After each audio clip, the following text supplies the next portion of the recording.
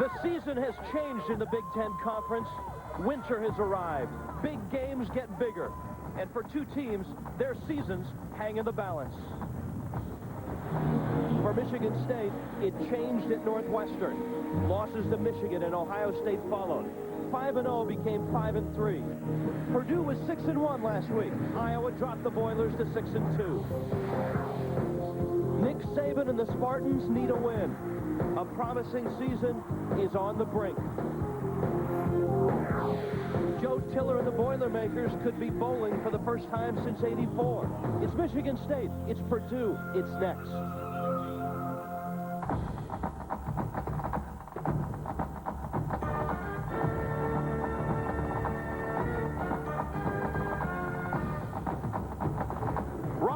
Stadium should make for a rather interesting theater today because we've got an interesting game. The Michigan State Spartans at 5-3. The Boilermakers are Purdue at 6-2. Why is this game so big? Well, the Boilermakers still have a shot at a Big Ten championship, and the Michigan State Spartans are trying to redeem themselves after 3 disastrous weeks. Hi, everybody. I'm Rich Waltz along with Rod Gilmore. Welcome to Purdue. You know, there may be bigger games around the country in stature, but for these two teams, Rod Gilmore, enormous. Well, we've got our own little version of Judgment Day right here at Purdue, and that's because both these teams are still fighting for postseason play. Michigan State still needs another win just to be eligible for a bowl, and Purdue is trying to move up the bowl chain. I think Michigan State and Nick Saban need a win just to make themselves feel better. They've lost 3 in a row, and they've struggled in doing that. One guy that has not struggled, though, and I want to say he's the tailback, but they throw to him, they run with him, he returns kicks. Cedric Irvin. Oh, not a bad idea. Give him the ball because he's that good. Cedric Irvin leads his team in rushing and receiving. But more than that, Rich, he's an impact player. He can make the big play at any time to turn a game around. Joe Tiller, in his first season at Purdue, has had a storybook season until last week when they visited Iowa. We saw that game. Iowa beat him. One thing we did see, though, when Purdue gets the football to their talented wide receiver, Brian Alford, good things always happen. Yeah, he's a good man to give it to because he knows how to get into the end zone. This man has scored 29 touchdowns in his career. That's 29 out of the last 40 touchdown passes they've thrown at Purdue. Not a bad guy to get it to. He was a Big Ten all-time receiver last season, and this season he may be first-team All-Big Ten again. Weapons on both sides of the ball. The question is, can the quarterbacks get them the ball? The two quarterbacks have struggled lately. Billy Dicken last week, Todd Schultz of Michigan State the last 3 weeks. Our quarterback never struggles. Sean Salisbury. Guys, confidence at the quarterback position is by far the most important ingredient. And we have 2 QBs today that are searching for that very ingredient. Purdue's Billy Dicken, maybe the Big Ten's best until his final 23 throws last week. Only 5 completions and 2 interceptions. Michigan State's Todd Schultz has stated that he doesn't have as much confidence as he once did after 7 interceptions the last 2 games. Remember, teammates will always take a confident quarterback over a talented one. They want to be able to look in their QB's eyes and never see him blink. Rich? Thank you, Sean. We've got 2 teams at a crossroads, Michigan State and Purdue. The Spartans need a win. The Boilermakers need a win. It should be a great day at Purdue. It's next. College football, Hawaii Hooters. Hi, I'm Lee Corso. How'd you like to be my bud at the 1998 Hooters Hula Bowl this January on Maui? Hey, it's easy. Go to any Hooters restaurant, predict the winners of my top college football games of the week, and then compete to be my bud in Hawaii. Anything else, please? Whoa, being my bud ain't bad.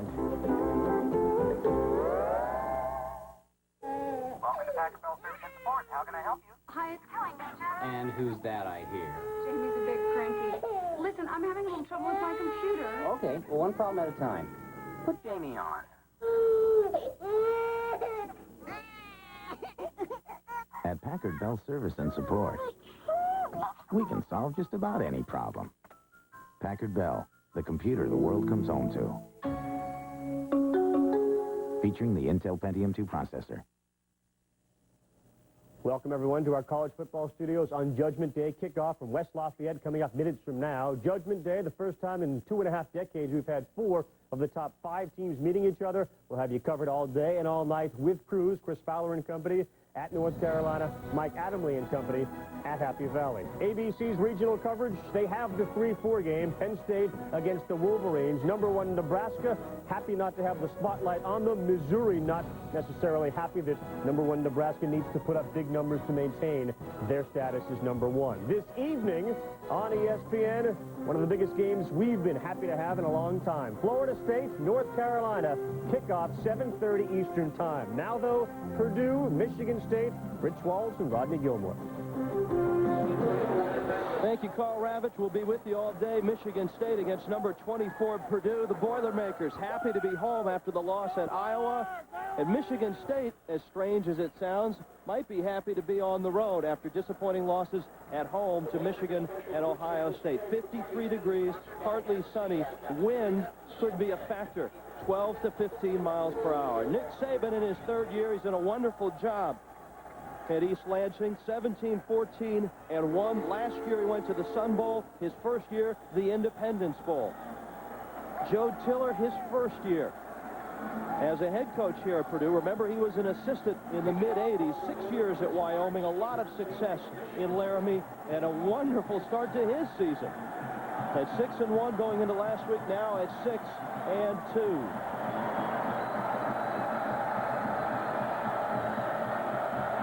Purdue will kick. Michigan State will get it to start with. Mark Renaud out to the 30, and he's out to the 35-yard line.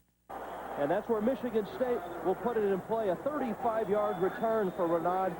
There's Todd Schultz, the senior out of Morris, Illinois. He's been very good, and he has struggled at times this year. 57%. The big numbers, Rod, 11 touchdowns, 11 interceptions. Yeah, and he struggled against some pretty good teams the last couple of weeks, Ohio State and Michigan, so he needs to get his confidence going early, Rich. That's one thing when you talk about Michigan State, the 2 teams they've played the last 2 weeks. Michigan, Ohio State, very good. Gary Scott in motion. Cedric Irvin up the middle. We should see a lot of that today. Leo Perez makes the stop for the Boilermakers. Offensively, this Michigan State offense at 349 yards per game. Josh Kerr is one of Schultz's favorite targets. Irvin is the leading receiver. Kerr, the tight end, 27 catches. Octavius Long and Gary Scott, the wide receivers. Michigan State told us they need to make big plays. Big guy, Flozell Adams, 330 pounds at 6'7", the left tackle, an All-American. On 2nd down, Irvin straight ahead. He's got a 1st down, and he's out to the 47-yard line. And a real concern for Joe Tiller's defense at Purdue. Can they stop Cedric Irvin and a pounding they might receive all day long? Roosevelt Colvin, the junior, leads this front 4, 6.5 sacks. This unit has 24 sacks on the season. A linebacking trio that's very small, although Willie Fells had a big game last week. 15 solo tackles, 20 altogether. In the secondary, Lamar Kennard, the sophomore, 3 interceptions and 3 sacks. It's Irvin again. He's across midfield to the 49-yard line. So what a surprise. The first 3 plays from the line of scrimmage, Cedric Irvin. You're going to see a lot of him today. He could have a huge day for Michigan State. They have a bigger offensive line than the defensive linemen for Purdue. So they're going to pound on them most of the day, Rich. Irvin's numbers on the season. 7 touchdowns. That's combined through the air and on the ground. 5 touchdowns rushing, 2 through the air. Damian Hiram is in motion. Schultz's first throw is caught at the 45-yard line on a sliding catch by Octavius Long. And that was a confidence builder for Schultz. They wanted to give him the opportunity to complete his first pass and get comfortable. Throw a nice, easy pass for him, and so now he'll start feeling a little bit better about himself. Spartans in Boilermaker territory. First drive of the ball game. 3rd and 2.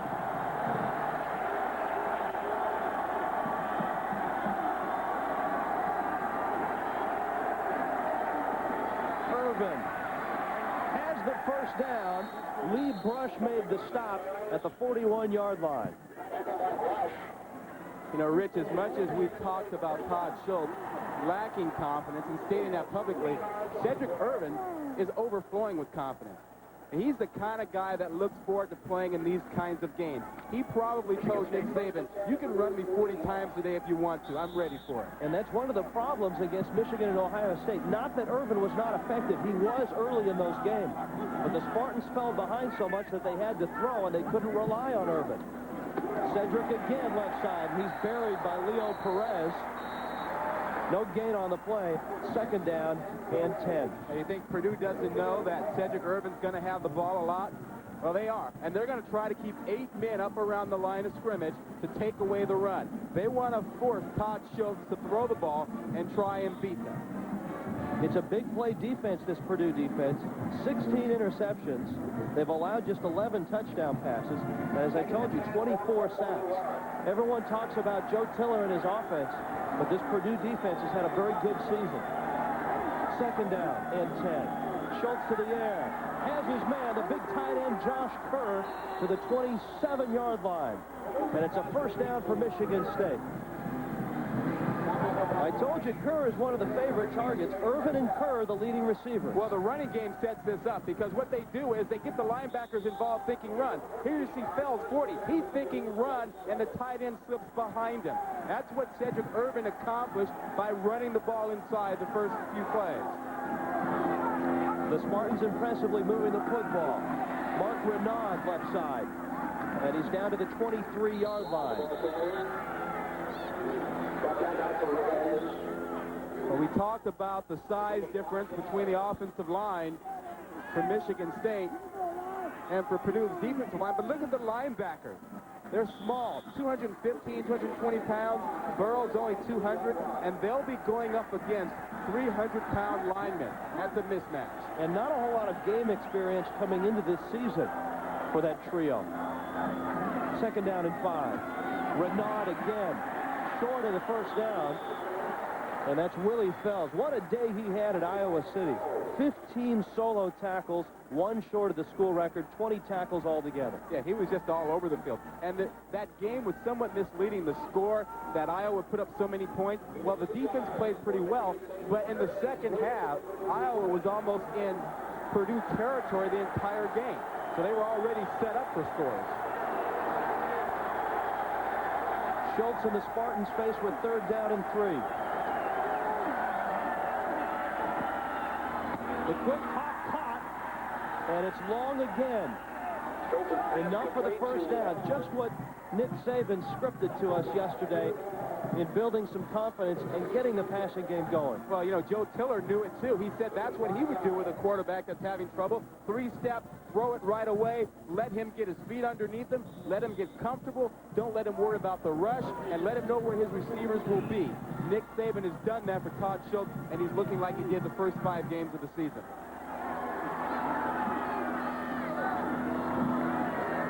Irvin.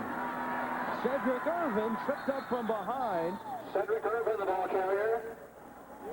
Warren Moore with the tackle. And we'll bring up second down.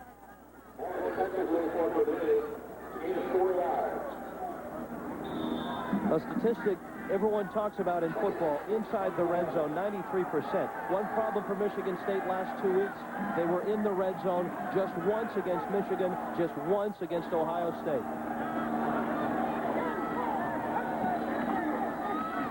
Irvin. Nice move, and he's inside the 5, very close to a first down. Oh, he got a great block from his fullback, but then you saw the beauty of Cedric Irvin. He has the ability to pick his way through as an inside runner, and you got to have quick feet to do it. You'll see the good block right now. He gets it, and then the quick feet. Watch the move there. Picks him up another 3 or 4 yards. He made that block from Mason. Sean Mason, 71, was the guy with the nice block up there.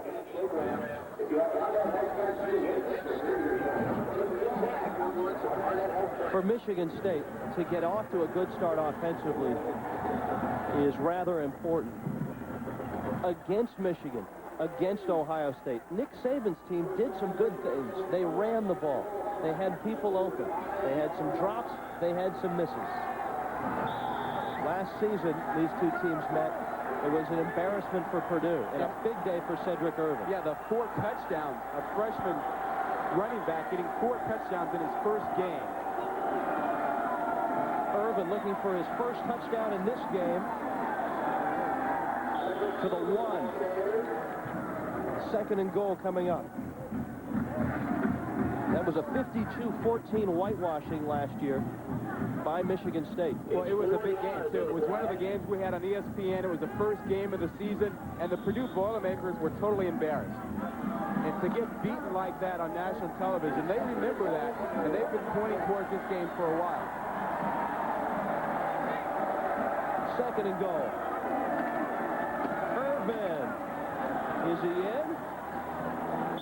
Not quite, and there's a flag down. The officials are signaling touchdown now. A flag is sitting at the 2-yard line. And I think the Spartans have scored.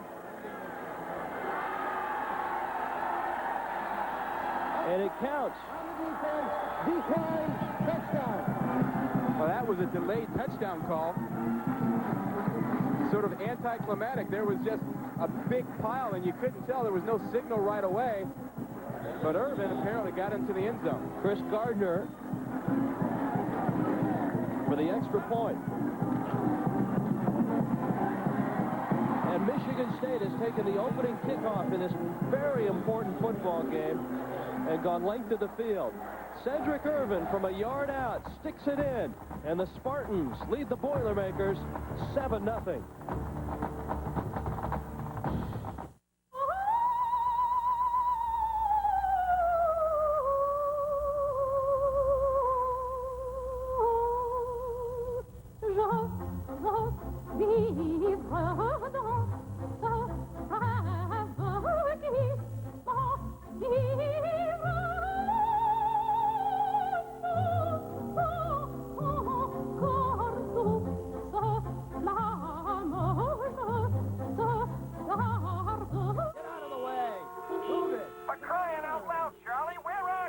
Not going to make it. Let's air it out. Send a chopper. Charlie has all the scores, news, and stats on his pager. We're going to do it on location.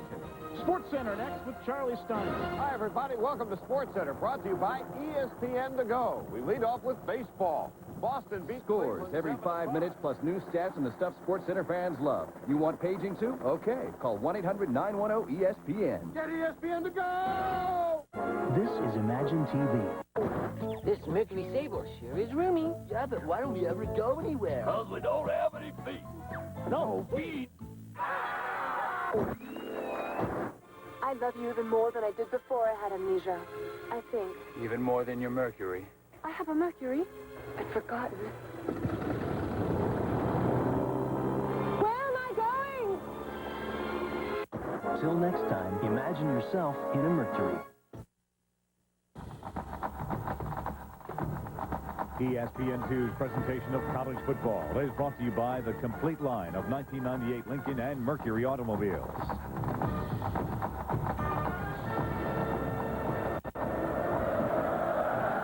Welcome back to West Lafayette as Purdue, with their first touch of the football, Chris Clopton is clobbered at the 23-yard line, and Michigan State is fired up right now. Cedric Irvin getting into the end zone, or did he? Well, maybe you can tell, but to me, I can't tell if he's in the end zone or not. This is a trust me call for the official. Look at the pile there. From that angle, you can't tell if he's crossed the plane, but there's just so many people there. And even from this angle, it's not going to be able, you're not going to be able to tell. It's inconclusive from right here. Where is he? Can you tell, partner? No. He's in the middle of that. It's a touchdown, and Michigan State with a 7-0 lead. And let's see Purdue on their first possession. Ed Watson straight ahead. A gain of maybe a yard. You heard Sean Salisbury talk about Billy Dicken and his struggles last week. He got off to a great start, not only in the season, but the start of the Iowa game. His numbers as a whole, very impressive. 16 touchdowns and 9 interceptions. He is a senior out of Bloomington, Illinois.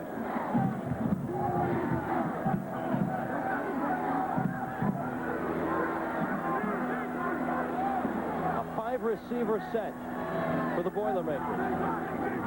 Vinny Sutherland in motion, and the pass goes to Donald Winston. Winston gets loose, and he's out of bounds at the 39-yard line. A variety of formations for this Boilermaker offense, and Billy Dicken has a lot of weapons to choose from. We told you about Brian Alford, their leading wide receiver.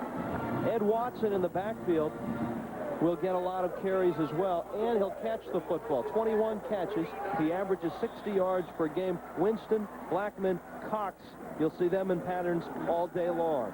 Up front, it's a very solid offensive line. Just 14 sacks. Chucky Okobi is a redshirt freshman, the youngest of that offensive line. Watson straight ahead, and he's out to the 43-yard line. A gain of about 5. Michigan State defense, very good and very good against the run. Just 112 yards per game. 27 sacks on the season. Robert Smith has 10 of those sacks. Demetrius Underwood has 6 of them. The linebacking trio, Ike Reese with 90 tackles leads the team. 7 tackles for a loss. He's a senior. And a secondary that has been good this year. Ray Hill, the only senior, with 3 interceptions.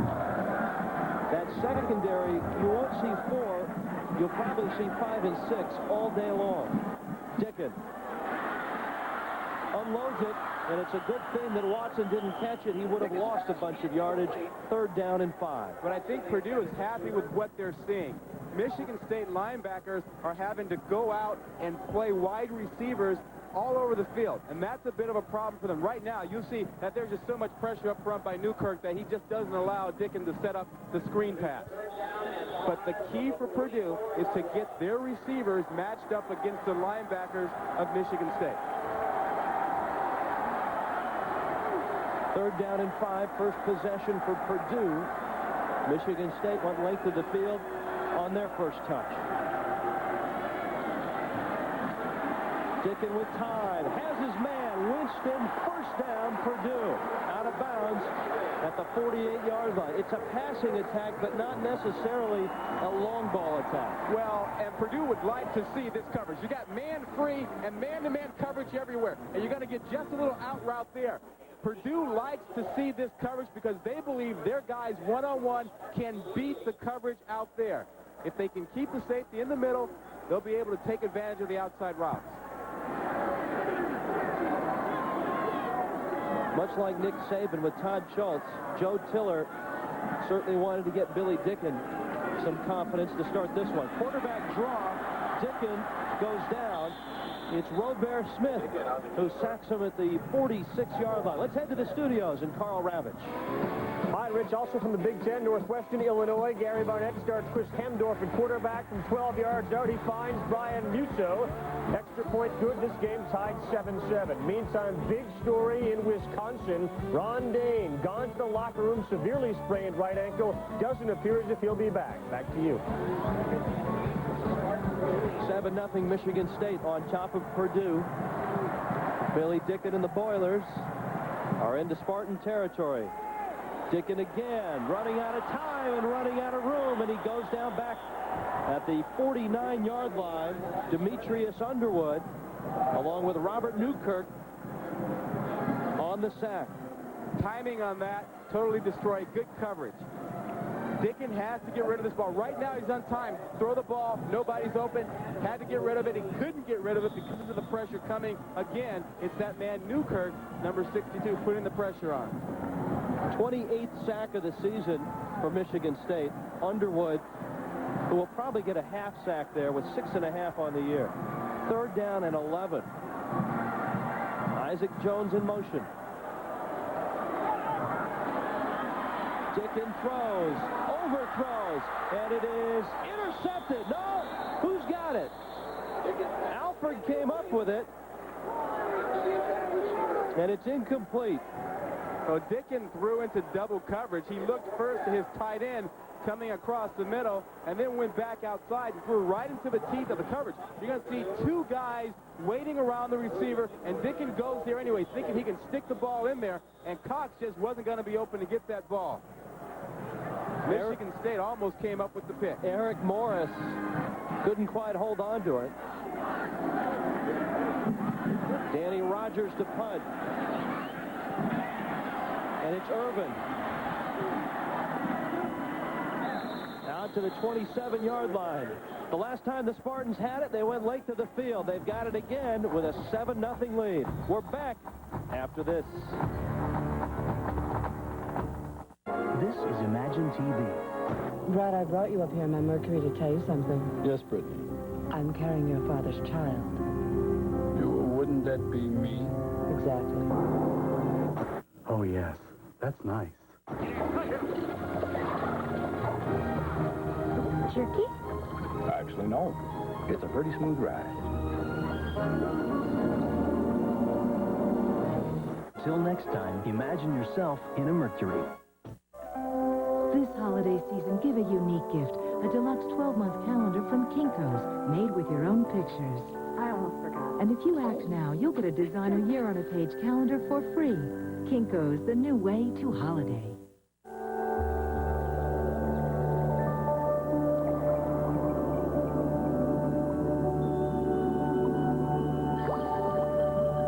Conchitoro. Taste says it all. There is an energy company that stands apart from the rest. Southern Company. We're cutting costs by 20%, saving our customers millions. And when emergencies strike, no one is more responsive. We wake up over 12 million people every day, bring energy to thousands of cities around the world, and generate more electricity than any other energy company in America. We are Southern Company, energy to serve your world.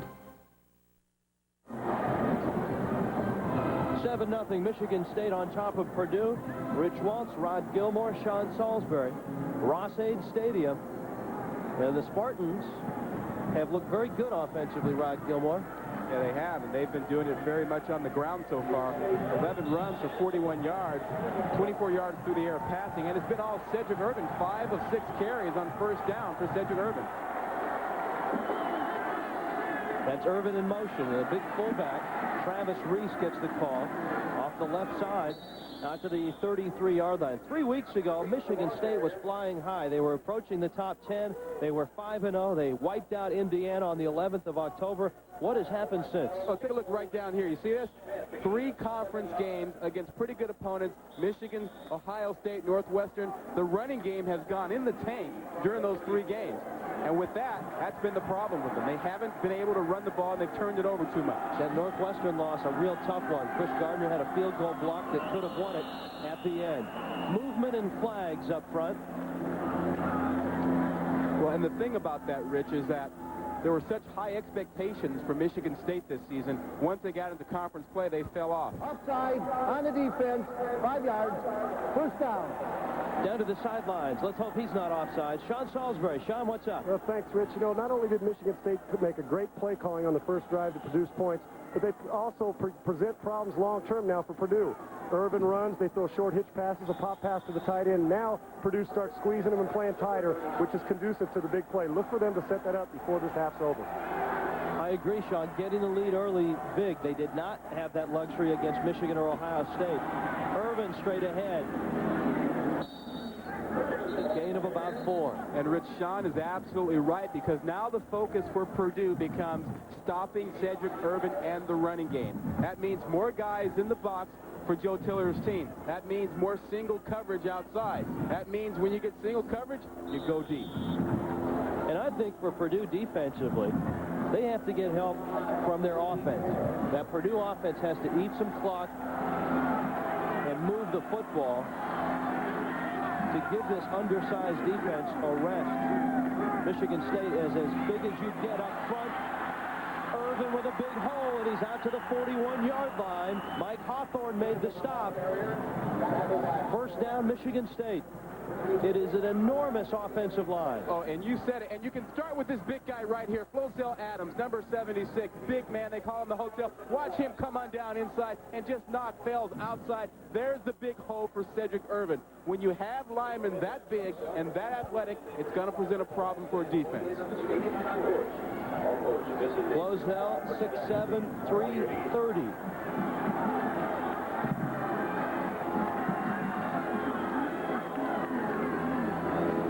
Again. And he's loose. Cedric Irvin with a nice spin to the 31-yard line. He's right on the stick. Oh, but how about the stutter step move he put on Lee Brush out there? And Lee Brush, number 10, came up, figured he had Cedric Irvin right in his sights. But watch the give and go. A little stutter step he's going to give him and just lose him. Number 10, Lee Brush, right now, he thinks, I can make the tackle. There you go. Good night. That's the kind of stuff that you'd like to have in players who can make big plays. And Cedric Irvin is that kind of guy. Not a bad start for him. 63 yards on 12 carries. And I bet you that he carries the ball a lot more during this ball game. And you made that point. They'd like to give him the ball 30, 35 times. He hasn't been able to get that many touches or carries in these last few weeks. Well, when you play Ohio State, Michigan, and they eat up the clock, control the ball, and keep Cedric Irvin behind the sidelines there on the bench, and on top of that, you got to throw the ball to catch up.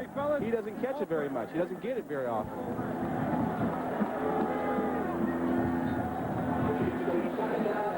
Nick Saban knows that a win here will give Michigan State 6 and get them into the bowl picture. But he would like to obviously get more than 6.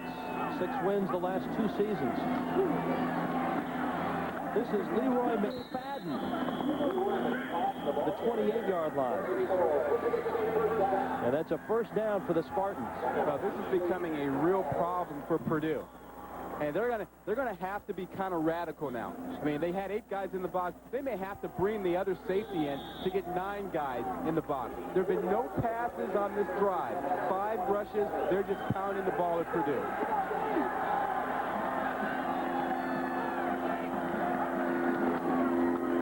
McFadden again. Pounds it. Loses it. Loose ball. Boilermakers have it.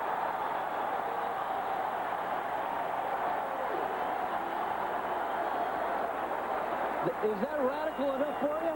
There you go.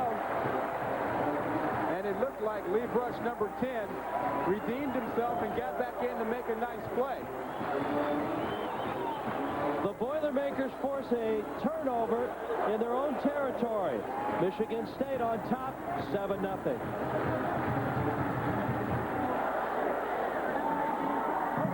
You know, Tom, at Raceway Ford, we're on it. Oh, no, Jerry. It's let the deals begin. But, Tom, at Raceway Ford, it's a new track record. No. It's let the deals begin. During our 97 blowout sale, we'll match any advertised price on all 97 and 98 new Ford cars and trucks. Remember, Raceway Ford, located on Highway 136 in Brownsburg. Let the deals begin. Much better. Every entrepreneur needs to know. How do you build a successful and rewarding small business? How do you think like, act like, and become a successful business owner? What is the ultimate reward of small business ownership, and how do you achieve it? The Entrepreneurship 101 program can teach you how. To learn more, call our 24-hour information line at 767-7895. Entrepreneurially yours. Pinnacle Endeavors. On 2nd down and 6, Billy Dickens swings it out. Isaac Jones is out to the 34-yard line, and he'll have a Purdue first down. Michigan State driving, but then fumbling the football, a big turnover, and the Boilermakers get a first down as they try to get it out of their own territory.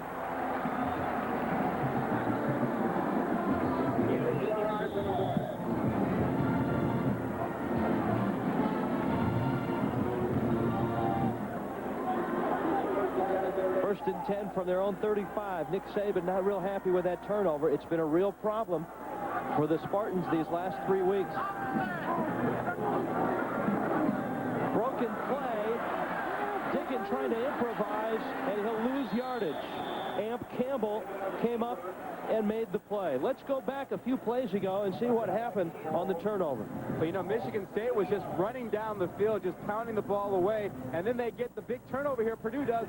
Bush comes in, number 10, and the ball comes out. Looks like he got there at the same time to cause the fumble, and the recovery was either by Bush or by Burrows, number 23. It looked like Willie Burrows, 23, got in there to pick it up.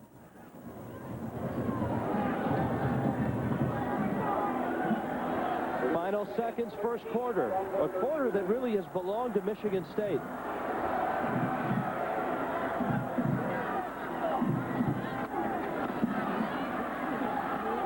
Intercepted! Campbell! And a bad throw by Billy Dickon. The Spartans get it right back. Billy Dickon misread the coverage. He had no idea that Campbell was going to sit there in a rolled-up zone. He sees him out there, but he's just going to throw it anyway. Campbell's sitting in the zone right there, and he just throws the ball, expecting that his receiver, Winston, is going to get there and fight for the ball. Winston gets there, but Campbell, the bigger, stronger guy, takes it away. Fourth interception on the season for Campbell.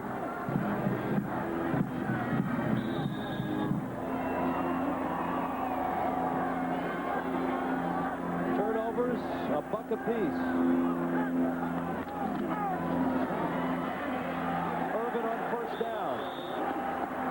Gain. And the first quarter is in the books. The Spartans of Michigan State have dominated this football game. They have just a 7-0 lead to show for it. The Spartans and the Boilermakers. 1 quarter in the books from West Lafayette. It's 7-0.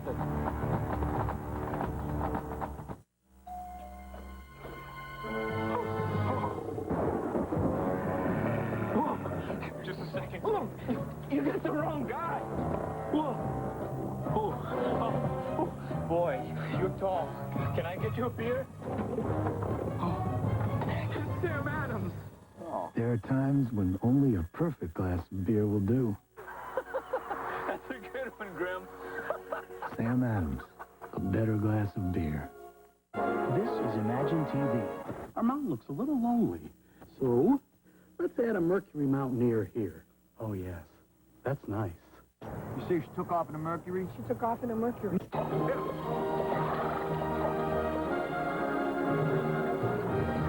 Jerky? Actually, no. It's a pretty smooth ride.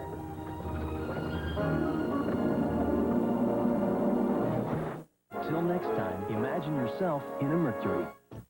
Buongiorno e benvenuto. Transworld One is our chance to make a really good impression. A passenger's first thought when they step on board is, wow, all this space just for me. The food is fabulous. It's a lovely service. You really have to experience it. Oh, the seat, it's so comfortable. It embraces you. We think it's a luxury service at a business class fare. All this and there's more to come. Transworld One. From Transworld Airlines. We want to be your airline. Au revoir et bon voyage. This month, dump the pumpkin, break the rake, and toss the turkey. Because Dave's all you need. Catch Wesley Snipes, Bill Murray, Claire Danes, Richard Simmons, Penny Hardaway, and Marissa Tomei, Don Rickles, Arv Albert, Sigourney Weaver, Anthony Edwards, Woody Harrelson, plus stupid pet tricks. We're just kids trying to have some fun here. So stick to the bare necessities this month. The Late Show with David Letterman, only on CBS.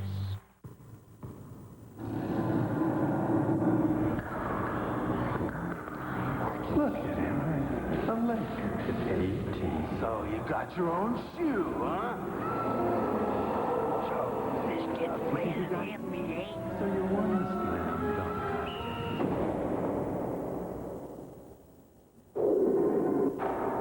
dunk. Just believe in yourself.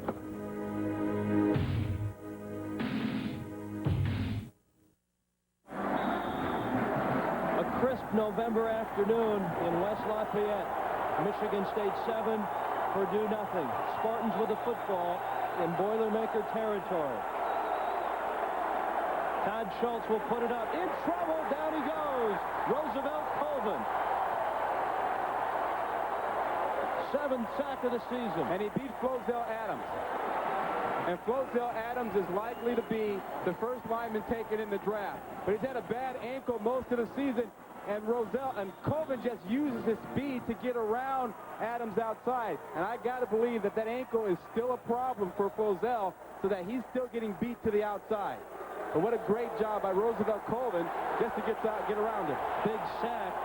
It almost moves Michigan State out of field goal range. 3rd and 17. The Spartans have converted both third downs today. Colvin may have jumped. Flags go down. Schultz's throw is caught by Octavius Long, who's out of bounds at the 21-yard line. Long is very close to a first down. And I think you're right about the call. Colvin was trying to get just a little bit of a start. He's going to use that fake outside-inside move, and he jumped.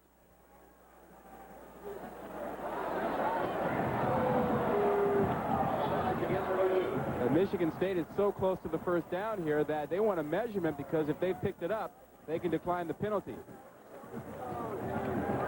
Here you see Colvin right there. He clearly jumped way offside.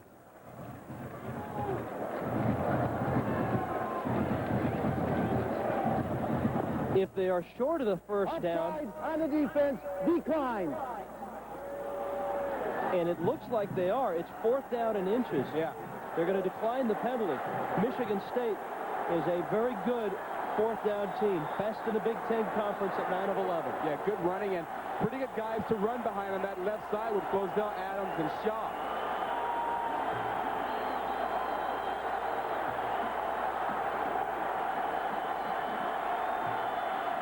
Schultz will keep it. I don't know. I don't know. Purdue knows. What a big stop for the Boilers. Purdue knew all along. And Nick Saban has got to be thinking, are you kidding me? We run up and down the field, and we can't get a half yard? Tremendous surge up front by Purdue. They get down low. Their inside tackles get down real low. That makes it easy for the linebackers to come on and just pop Schultz and keep him out. Look at how low the defensive linemen get for Purdue. They reestablished a line of scrimmage a yard back, and that made it impossible for Schultz to get the first down.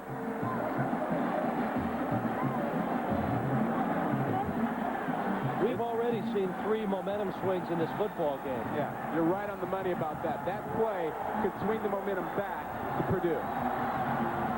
Joe Tiller hoping that Billy Dickman gets things straightened out. His last pass went right to Amp Campbell, the Spartan cornerback. This one is caught by Alford, his first touch of the ball game, and Brian Alford is across the 35. He's got a first down. We're going to the studios in Carl Rabbit. It's a disappointing season for both Iowa State and Colorado. Iowa State only 1 win this year. Colorado 4-4 and thinking postseason, but now they're in trouble. Down 14-3 thanks to that Darren Davis touchdown run, right? How about those Cyclones? Yeah, how about Colorado? They have really struggled this season, much to everyone's surprise, I believe. Boilermakers 1st and 10. Dicken swings it out. Sutherland trying to get outside. And Vinny Sutherland is out of bounds at the 41-yard line. To the sideline, Sean Salisbury. Guys, I've been exactly where Billy Dicken is. He struggled last week, which I've done plenty of times, and this week throws the interception. And I'll tell you what's going through his mind, because I've been there. Number 1 is he starts to force the ball instead of let things happen. Number 2 is he eyeballs one receiver and only one receiver. And last and maybe most important, guys, you cannot premeditate at the line of scrimmage where you're going to throw the football. You got to let it happen, and hopefully Dicken will get on track with two completions now. Back to you. Thanks, Sean. He found Alford, then Sutherland. And on 2nd down, he'll give it to Ed Watson, and Ed Watson has a first down across midfield. And the momentum is squarely on the side of the Boilermakers right now. Well, they're going to need Watson to finish runs like he did right there. But I want to go back to Sean. I got a question for you, Sean. When you're struggling as a quarterback, what do you want your coach to do for you to get your confidence back? Guys, I was always one of those guys who wanted the ball in my hand all the time, because the more time passes where you're handing the ball off, and he's not going. It's like a basketball player. He misses a game-winning shot at the buzzer. Give him the ball right away, or a guy drops a pass, go right back to him. As a quarterback, you want the ball in your hands, and you want to continue to move the ball and push it up the field. Boilermakers are doing both of those. They've moved it into Michigan State territory. Watson again lost the ball, but he's out of bounds. Ray Hill made the hit. Purdue can throw it, and Purdue can run it.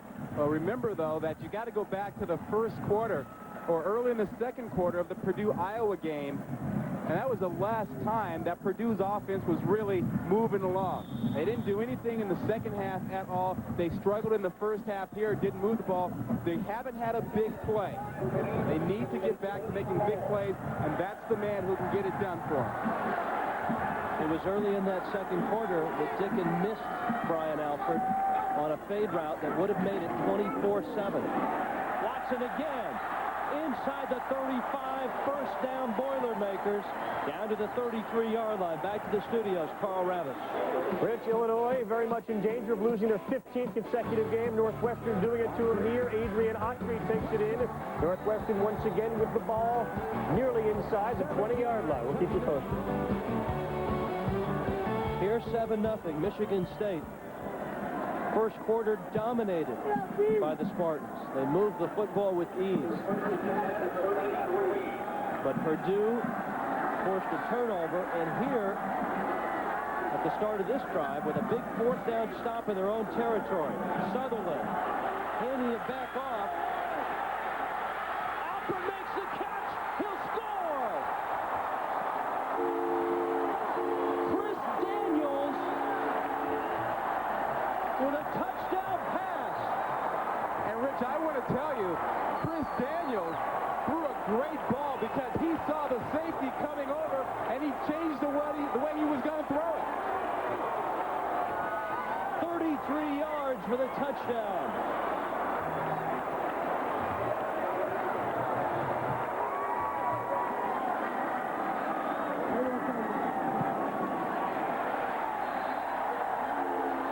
And we are tied at 7. Brian Alford, touchdown number 9 on the season. Michigan State and Purdue 7-7.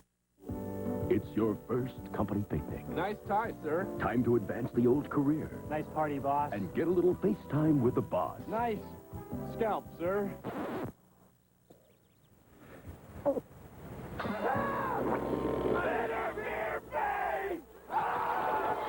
Don't let bitter beer stand in your way. Drink Keystone, America's never bitter beer. Never a bad taste, never a bitter face. Have you met my daughter? We've met all right. Stop making faces. Drink Keystone. This is a Saturn that probably most of you have never seen. We use this simple exercise to show the team members some inefficient way to do things and give them the opportunity to make some improvements. As a car builder, things that I can change and influence are how I build the car itself. Give me the pieces and I'll find the best way to do it. We want people to use their mind as much as their body. Nice job. Car's done. Saturn's a little bit different in the fact that we don't discriminate against ideals. It's okay to think. Thinking's good. Lads, British men of war passing Skull Point. Prime the cannon. Arr, I can see my room from here. Let me show you my Vegas. Nice enough to light the whole place up for me. First time to Vegas? Yes. And you? My third. My 44th trip. Winner, winner, lobster dinner. So much deal. People are so exciting. Mine's the blue convertible. And you, my lad, have to walk the plank. No need to spit. Anything, all the time. That's Las Vegas.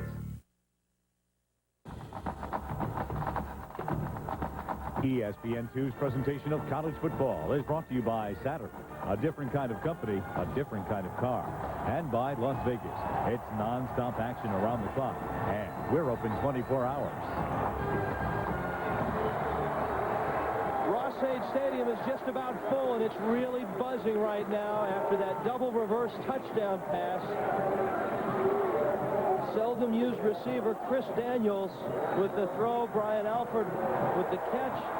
Some renewed confidence for that man, Billy Dicken. Chris Orange gets set to kick it off.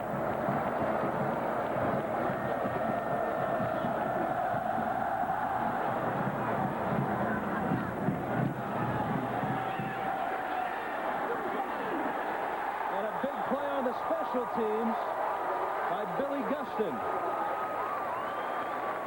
Rich, let's go back to the touchdown. I want to show you some great acting up here by Brian Alford. And then you're going to see some great quarterbacking by Chris Daniel. Watch what Alford does. Fakes the block. He's going to fall down. And now everybody figures he's out of the play. But he gets up and he's back into it. And Chris Daniel, stop it here. You see the safety coming over.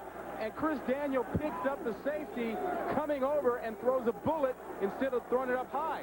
This is such a good job of faking. Our cameraman gets faked out here. Chris Daniels is a wide receiver. And now he has a touchdown pass. How about that for big plays? Let's see if Michigan State can respond. Cedric Irvin. Down he goes to the 17-yard line. Scoring drive, 6 plays, 79 yards, a minute and a half. Alford, the catch. Daniels, his first play in this football game. And the composure of Daniels, I mean, a lot of times if you're a receiver or a running back and you throw a pass like that, you just throw it up there.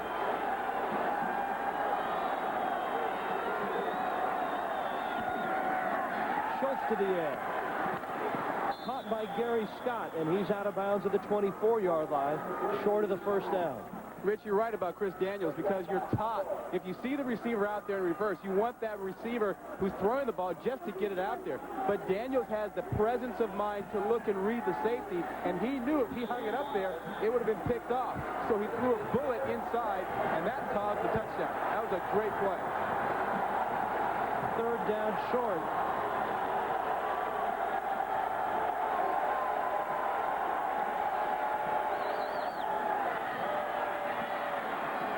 Spartans look like they will pick it up. Irvin over the left side.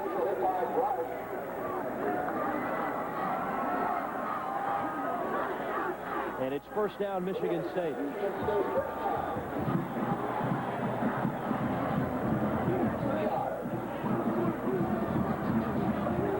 I like what Nick Saban is doing. He's trying to regain control of the ball game, reestablish that they can run the football, and also take the enthusiasm of the crowd out of the game.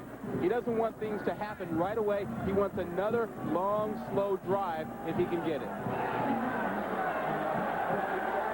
Irvin continues to eat up the yardage and the clock. Schultz. Man open and a good throw to the 38-yard line. Gary Scott the catch. Another first down on a 13-yard pickup. And that is the Todd Schultz that was playing quarterback for this team when they went 5-0. And he gets back in the pocket, and he has his feet planted. He looks confident, and he throws a nice hard ball on this curl route. Gets it right there in a hurry. I'd say his confidence is back. Scott's in motion. And it's Irvin straight ahead. Big day in college football, if you will. Judgment Day in college football. And it all starts over on ABC with number 4 Michigan against number 3 Penn State. Others of you will see Nebraska and Missouri, Stanford and USC, or Georgia Tech and Virginia. Regional coverage on ABC. And later on tonight, number 2 Florida State against number 5 North Carolina, the Seminoles and the Tar Heels. Renaud. Mark Renaud breaks loose. And Renaud is inside the Boilermaker 25-yard line. And a flag goes down at the end of the run. 34 yards for the senior out of Deerfield Beach, Florida. And Renaud got into the ball game because Cedric Irvin went to the sideline with what appeared to be a bad left ankle. There's not a whole lot of drop-off when Renaud comes in. This is a guy, Rich, who ran for over 1,000 yards a couple years ago. And he's just passed. Whoa. The flag is against Michigan State. How strange is this?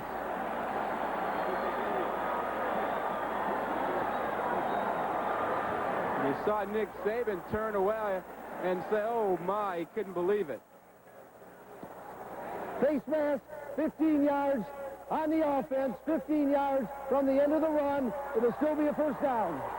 What a lot of people overlook is the fact that you cannot face mask even when you have the ball. It is a safety issue. You can't grab the opposing player's face mask. Renaud trying to do the straight arm, grab the face mask, and that's the penalty.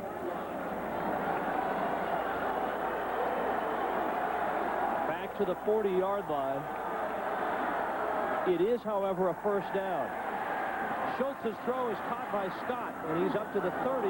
Lost the ball. Purdue says they have it. The officials say it was down. And it will stay a Michigan State football. Cedric Irvin on the bench. And they're looking at that left ankle. Here's another look at the play on which he was injured. Yeah, it was just a simple dive play up the middle, but it's the left ankle that he has a problem with, and it looks like someone falls on it as he's down. That's exactly what happened. Gain of 9, 2nd and 1. Scott in motion. Michigan State on the move. Renaud hit in the backfield. He'll lose yardage. Mike Rose made the stop. Brent Botts got through and made one of the initial hits as well. Well, they're getting much better play inside now, Purdue is. Their tackles, Greg Smith and Leo Perez, are doing a much better job inside. They're taking on guys point of attack, and that's making it possible for Purdue to defend the run a little bit better.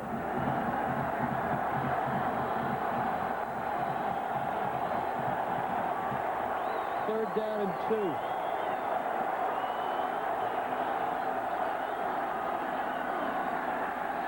Schultz. Boy, is he sharp right now. Gary Scott the catch. First down Spartans, and Todd Schultz is on the money.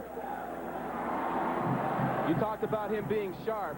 Todd Schultz is 8 for 8 throwing the ball today.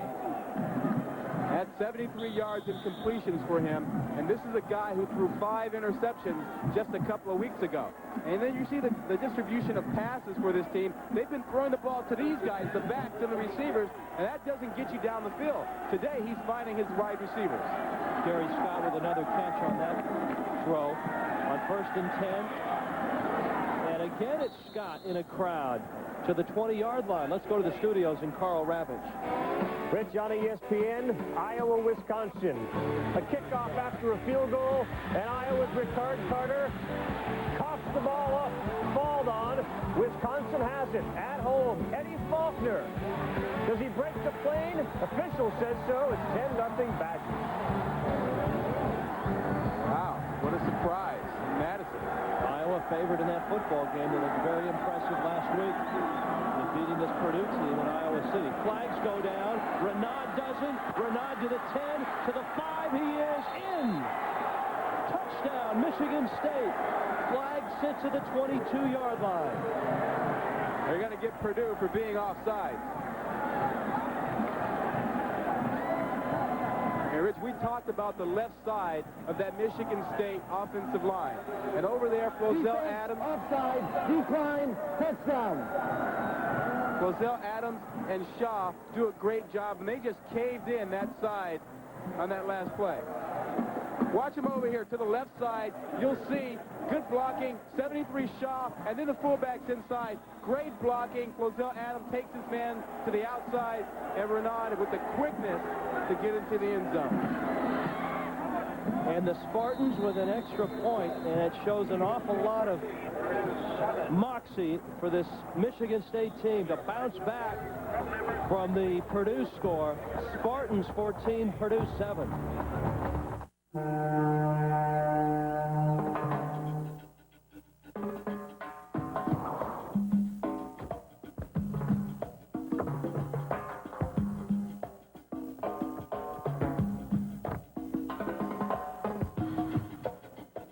Excuse me. So you dropped this back there. Where? In Nebraska. Lee riveted. The new look of Lee. It's your first company picnic. Nice tie, sir. Time to advance the old career Nice party, boss. and get a little FaceTime with the boss. Nice scalp, sir.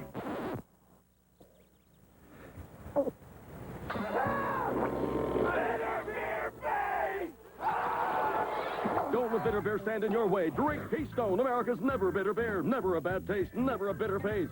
Have you met my daughter? We've met all right. Stop making faces. Drink Keystone. Hi, I'm Bob Bay. Welcome to the wonderful world of ergonomics. What's ergonomics? Ergonomics, the study of man working man. This isn't a table, it's a tool. The table will raise up, raise down. As we make the worker more comfortable, he works more efficiently. We have a comfort zone between our waist and our shoulders. We got over 9,000 people working here, so we got to have 9,000 comfort zones. Instead of bending the person, why not raise the car? When we're comfortable, we're happy. Happy workers do make better cars.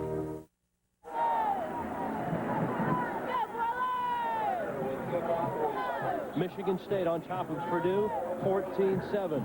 Rich Waltz, Rod Gilmore, Sean Salisbury, West Lafayette, Indiana. Chris Gardner the kick. And it's Chris Clopton for Purdue. Clopton getting outside. And he's out across the 40 with a good return to the 44-yard line. Excellent field position for the Boilermakers. Mark Renaud into the end zone to put the Spartans on top. He's got some great quickness, but he does get the great block by Shaw and the fullback just there to the left of the screen. You saw that nice blocking. And this man, when he's in the open, you're going to have trouble with him. He's a little bit quicker, a little bit faster than Cedric Irvin.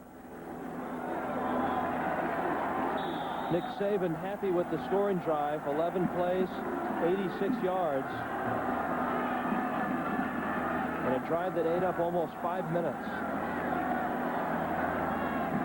Now Purdue will try to answer. Watson straight ahead to the 45-yard line to the studios. Carl Raddick. Rich Vandy in Florida. At Florida Field, they matched each other offensively in the first quarter, 26 yards each, and then Noah Brindise. Up top, Travis McGriff. Doug Johnson hasn't played yet. It's 10-0 Gators. Here, 14-7, Michigan State. Purdue scored on a double reverse pass in their last possession on 2nd and 8. Billy Dickens changing the play. Swings it out to Gabe Cox.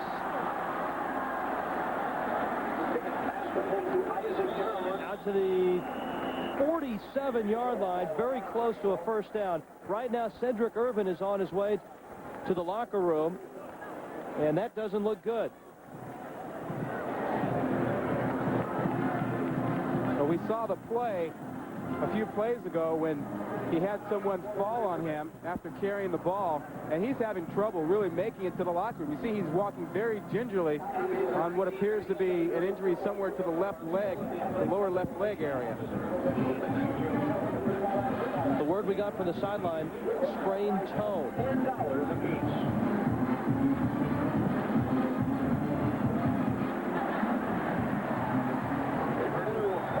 And Purdue has a first down to the sideline. Sean Salisbury. Guys, Cedric Irvin, it is a sprained toe on his left foot. He's on his way to the locker room. Had a hard time putting on his shoe, and he's in a lot of pain. Rumor was questionable, but now the talk is, doesn't look like he's going to return. The burden now falls on Mark Renaud, guys.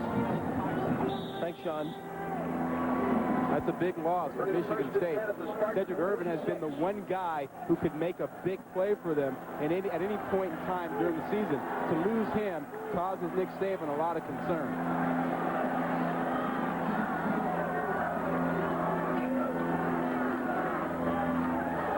Take of the reverse, Dickens. Knocked down and almost picked off. Yeah, Sorry Canoe. Well defense. Oh, what a heck of a job he made. A great defensive back can close on the receiver when the ball's in the air. And Sorry Canoe did that time.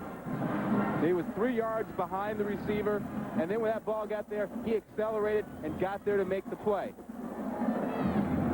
See, the junior's been a 3-year starter from Virginia. This is a secondary that's ranked 4th in the Big Ten Conference in passing efficiency defense. Michigan State has handled the ball a lot. Purdue, though, on the move here. 2nd and 10. Watson, little inside handoff, and a nice pickup for what looks like another Boilermaker first down. Well, and that run brings up an interesting point about Watson. And the coaches told us last week that they challenged certain players to play well against Iowa. And that challenge didn't really work very well. As you see Watson here, he's going to run the ball very nicely, finishing the run, a nice spin move, finishing off the run to get the first down. But Tiller told us that they've taken a different approach this week. They backed off and told their guys, look, don't worry, have fun. Just have fun.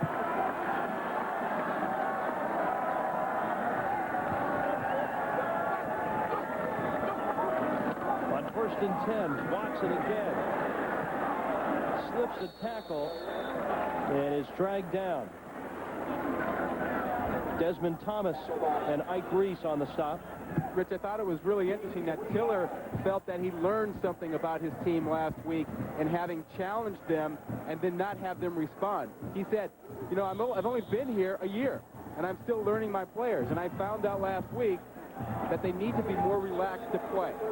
That's what he's trying to do with them this week.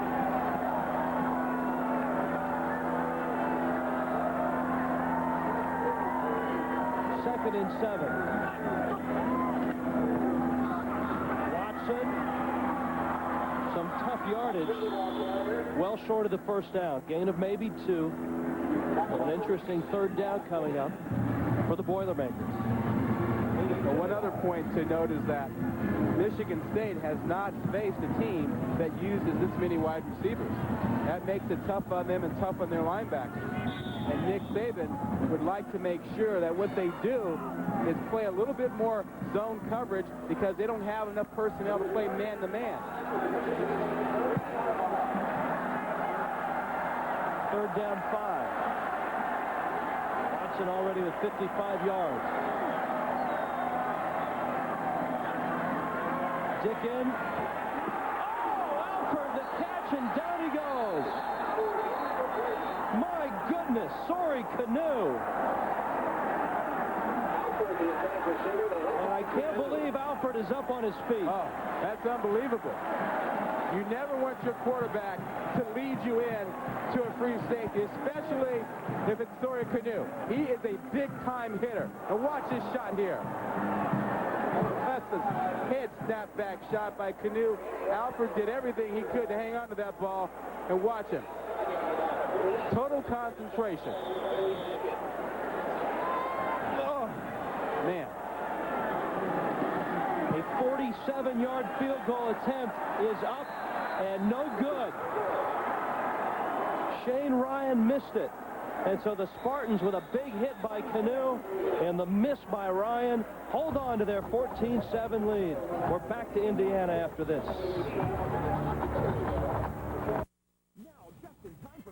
Over 1,000 slate pool tables begin arriving at Watson's this weekend. At huge savings. Popular brand tables such as Showwood, World of Leisure, Casson, and others. Watson's purchased these tables plus other new and slightly distressed merchandise from the factory at 30 to 70 cents on the dollar. Items such as air hockey and foosball tables, game tables, and two-piece cubes. And for additional savings opportunity, factory reps will be on hand to compete for your business. Plus, you'll get 6 months, no payments, and no interest special financing. It's your chance to save big for 5 days only at Watson's. You know, Tom, at Raceway Ford, we're on it. Oh, no, Jerry. It's let the deals begin. But, Tom, at Raceway Ford, it's a new track record. Oh, no. It's let the deals begin. During our 97 blowout sale, we'll match any advertised price on all 97 and 98 new Ford cars and trucks. Remember, Raceway Ford, located on Highway 136 in Brownsburg. Let the deals begin. Much better.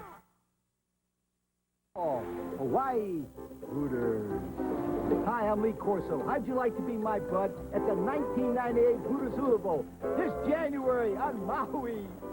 Hey, it's easy. Go to any Hooters restaurant, predict the winners of my top college football games of the week, and then compete to be my bud in Hawaii. Anything else, please? Whoa. being my bud ain't bad.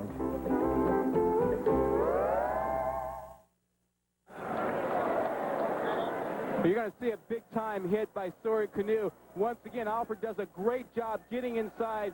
Campbell knows he's got the help, but this ball is thrown so far inside, Alford doesn't have a chance. Oh, man, that's a big-time hit, Rich. That's one that Sawyer Canoe can feel real good about. And a big stop by the Spartan defense. Up 14-7. Cedric Irvin is out. Mark Renaud carries the load out to the 35-yard line. Every Sunday, 11:30 a.m., it's NFL Countdown. You can join the distinguished faculty of Bristol University. I think finals are just around the corner. It's the best pregame show in the NFL. Then at 7 o'clock, all the highlights on primetime. Then at 8, get on the bus. I mean, the Jerome Bettis bus, as the Steelers host the Ravens. And you know how that's the best show in football? Because the pro players watch it. And when the pro players watch it, hey, there you go. Right now, Michigan State hoping that Sean Mason is okay. The redshirt freshman out of Toledo is down. Nick Saban has been to bowl games in his first 2 years. And this year, the Big Ten may not just send 5 teams, they may send 7 teams. The champion, of course, goes to the Rose Bowl. But in between the second pick to the Citrus, there might be another Big Ten team. Yeah, the Alliance gets a shot to pick, and given the way that Ohio State, Michigan, and Penn State have been playing this year, there's a very good chance the Alliance will take the second pick, so the third team in the Big Ten will fall to the second pick of the Citrus. And that's the pick of the bowl game. It's not necessarily where the teams finish in the order. You take a look at the standings there, you see we're going to figure out something today with Michigan, Penn State, and Judgment Day in Happy Valley. And Ohio State still hovering around. Purdue is not yet out of this thing either. Purdue's not out of the Big Ten championship picture yet. Renaud over the left side to the 36-yard line. In fact, Joe Tiller told us yesterday, he told his team this week that last year around this time of year, there was a Northwestern team. 2 years ago this time of year, there was a Northwestern team sitting around with 1 loss and found themselves to be Big Ten championship. Yeah, he said he had to remind his team not to be satisfied with what they've done so far this year. That the Rose Bowl is still a possibility, and they ought to fight for that. 3rd down and 4.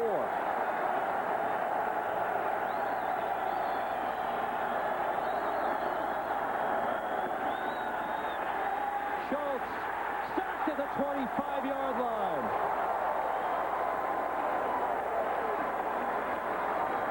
Chucky Wakori, the junior, he's a local kid out of Lafayette, Indiana. Well, and the pressure continues. It was Roosevelt Colvin from the right side earlier. Chucky Wakori this time from the left side. These guys are really starting to bring the pressure from different angles. The speed with which they come at the Michigan State bigger linemen is phenomenal. Paul Ettinger's punt, and Vinny Sutherland will watch it roll out of bounds at the 36-yard line. 35-yard punt, 14-7, Michigan State.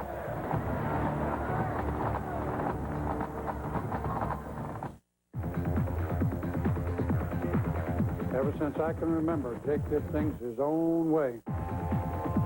Nobody believed him when he said he was going to surf the mountain. Snowboarding will never be as popular as skiing. Yeah. Why do I use the card? I spent my whole life doing things my own way. American Express never questioned it.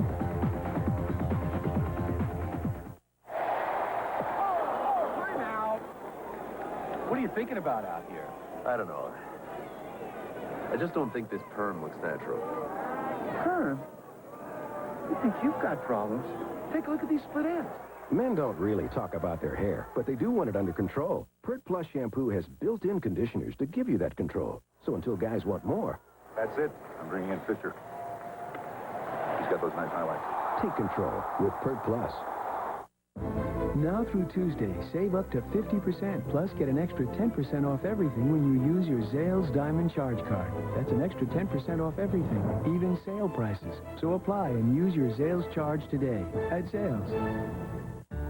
How could anything this breathtaking be created from a $199 printer? Canon's BJC 4300 color bubble jet printer. See it, and you'll believe it.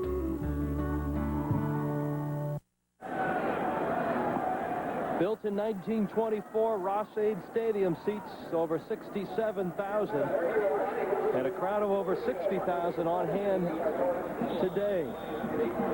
The Boilers certainly at a crossing in their season at 6-2. A win here puts them at 7-2. They've got Penn State next week. But right now they've got their hands full. Michigan State on top. And Watson across the 40 to the 41-yard line. Now the Boilermakers can't really take their time here. There's 2.5 minutes left in this first half. 3 yards. Second down and 7. Second and 7 from the 41.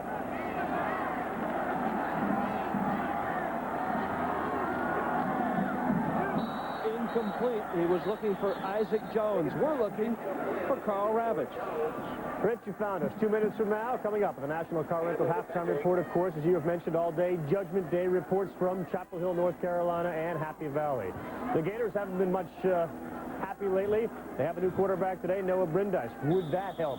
And Toledo, one of 6 unbeaten. They are down right now. We'll get you updated on all that just about 2 minutes from now. One man in the box. Number 41. The box in one. The box in one, Carl Ravitch. Lots of highlights coming up at halftime. Purdue would like to put another one on the reel before they go into the locker room. Rush coming. Dickin will tuck it under. And he's not going to get there. To the 43-yard line, well short of the first down. And Purdue with a nice opportunity, Rod. Great field position, and they let it slip through their hands. Well, you got to give Michigan State a lot of credit. They really have eliminated the big play other than that double reverse touchdown pass. They aren't letting Purdue get their receivers running free. Zone coverage has worked very well for Michigan State, just as it worked well for Iowa in the second half last week. And look who's back. Cedric Irvin jogging back onto the field for the final moments of this first half. Movement up front, flags go down. Purdue trying to draw Michigan State off sides.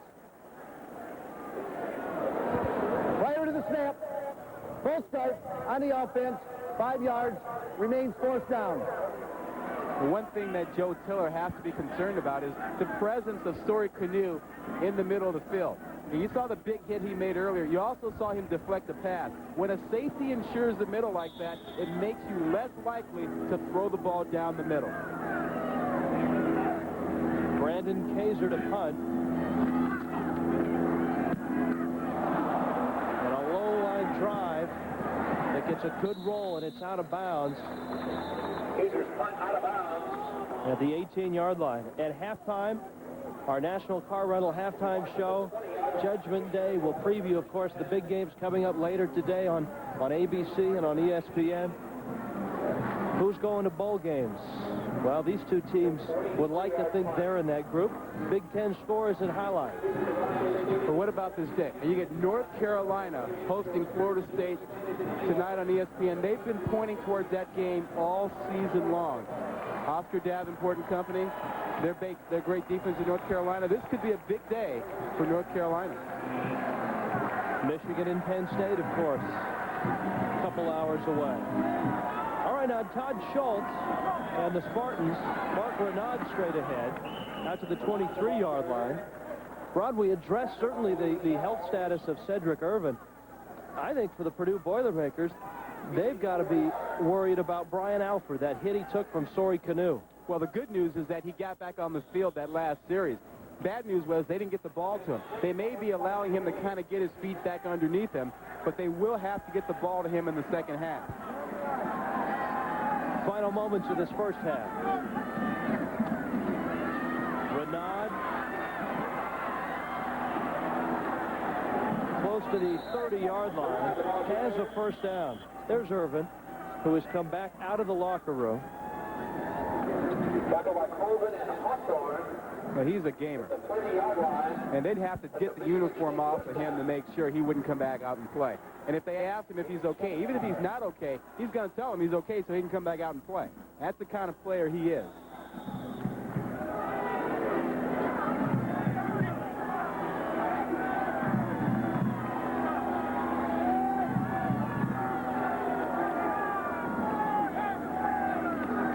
On 1st and 10.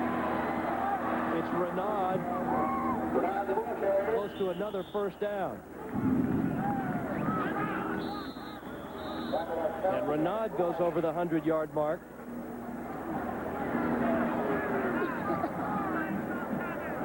(14-7), Michigan State. And the Spartans have taken a timeout. Brian Alford and the Purdue Boilermakers down 7, 8 seconds left in this first half.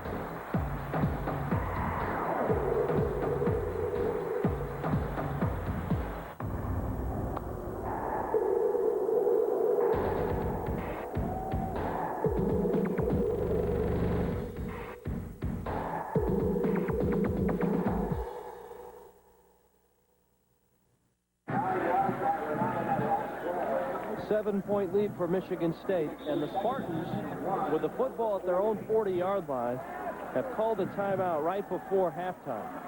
And whether they throw it up and look for a big play remains to be seen.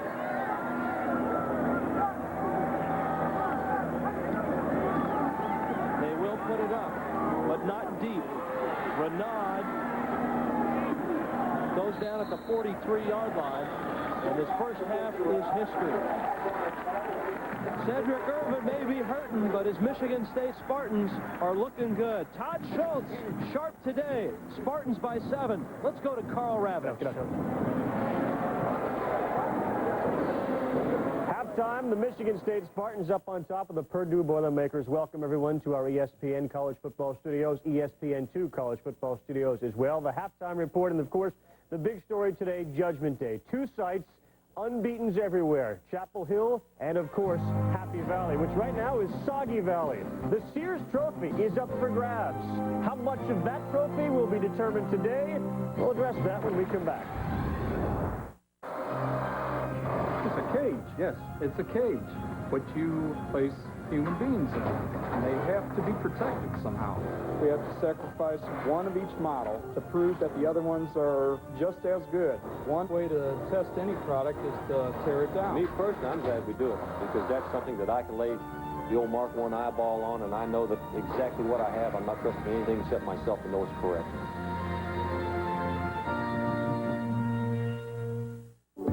It's your first company picnic. Nice tie, sir. Time to advance the old career Nice party, boss. and get a little FaceTime with the boss. Nice scalp, sir.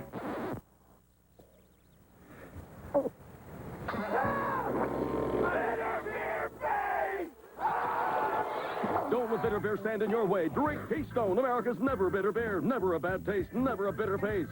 Have you met my daughter? We've met all right. Stop making faces. Drink Keystone. There is an energy company that stands apart from the rest. Southern Company. We're cutting costs by 20%, saving our customers millions. And when emergencies strike, no one is more responsive. We wake up over 12 million people every day, bring energy to thousands of cities around the world, and generate more electricity than any other energy company in America.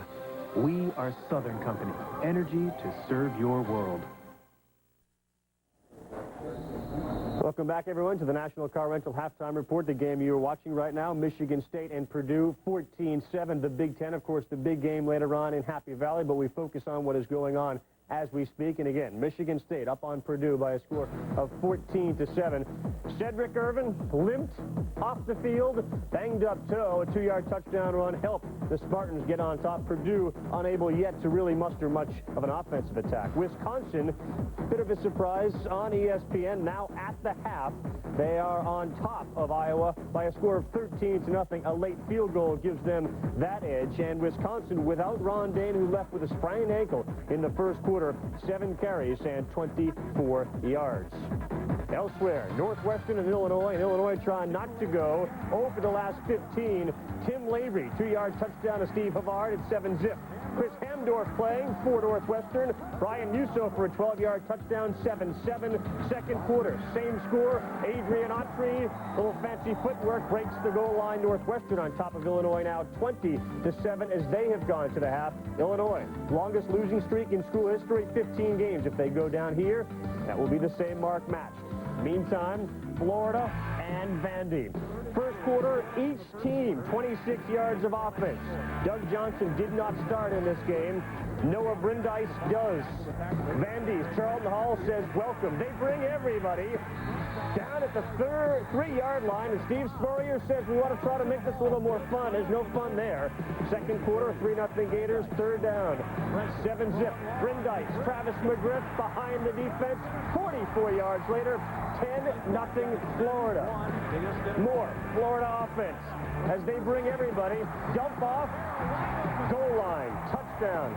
Florida now up 17-0 over Vandy in the second quarter with 26 seconds left to go in this one. And again, Steve Spurrier says time to make things more enjoyable, and that is what they are at least doing, up 17-zip. We now welcome all of you who are watching Iowa-Wisconsin to the ESPN and ESPN2 College Football Studios. The halftime report. This day, of course, all about Judgment Day. Judgment Day, for the first time in 26 years, 4 of the top 5 teams in the nation clashing, and of course tonight at 7:30 you can see the North Carolina-Florida State game on ESPN. Let's get you up to date on some other scores. 6 teams come into today unbeaten, and Toledo is one of them. Yikes. Ball State at home, all over them, 21-0 to score in the second quarter with 5:46 left to go in this one. Miami of Ohio. Ohio and Miami of Ohio. Ohio, really, despite the outcome of this game, looking forward to next week's game with Marshall. Should Marshall beat Ball State today, that would then give the winner of that game a chance to meet Toledo in the MAC title game. Division I AA. Number 1 Villanova in a little bit of trouble now. At home against New Hampshire, down 13-8. Villanova, though, has already clinched the A-10 championship. Delaware by 1 over Connecticut. Connecticut up in this game early, but the number 3 team has rallied. The rest of the Division I AA top 25 looks like this. Sevens Wild, Western Kentucky up on Indiana State. Youngstown State over Southern Illinois, 7-0. Southern Conference Furman, Georgia Southern. Both teams impressive records. Georgia Southern trying to go to 8-2. It is 7-7 there. Appalachian State 14-zip over VMI. 9-0 Howard over South Carolina State, and Liberty at 7-1 handling Norfolk State. That score now updated 7-0. Much more in the halftime report. We will have reports from Chris Fowler and company, who are in North Carolina, as well as Mike Adamley and Bino Cook at Penn State. Much more right after this.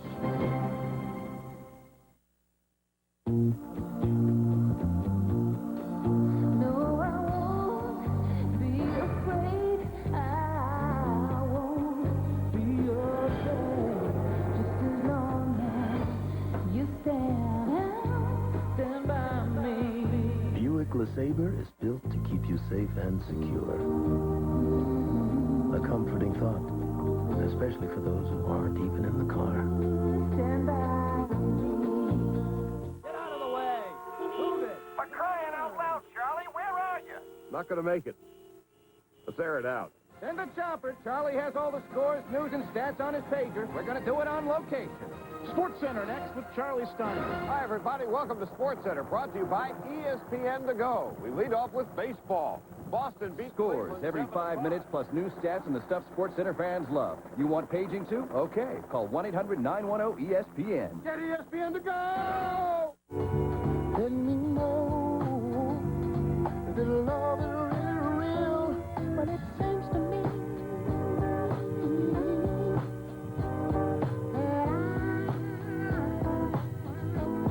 I'm wrapped up in love.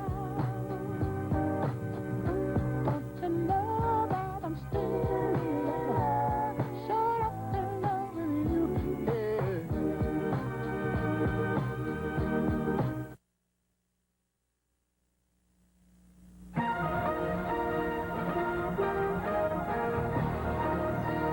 This halftime report is presented by National Car Rental.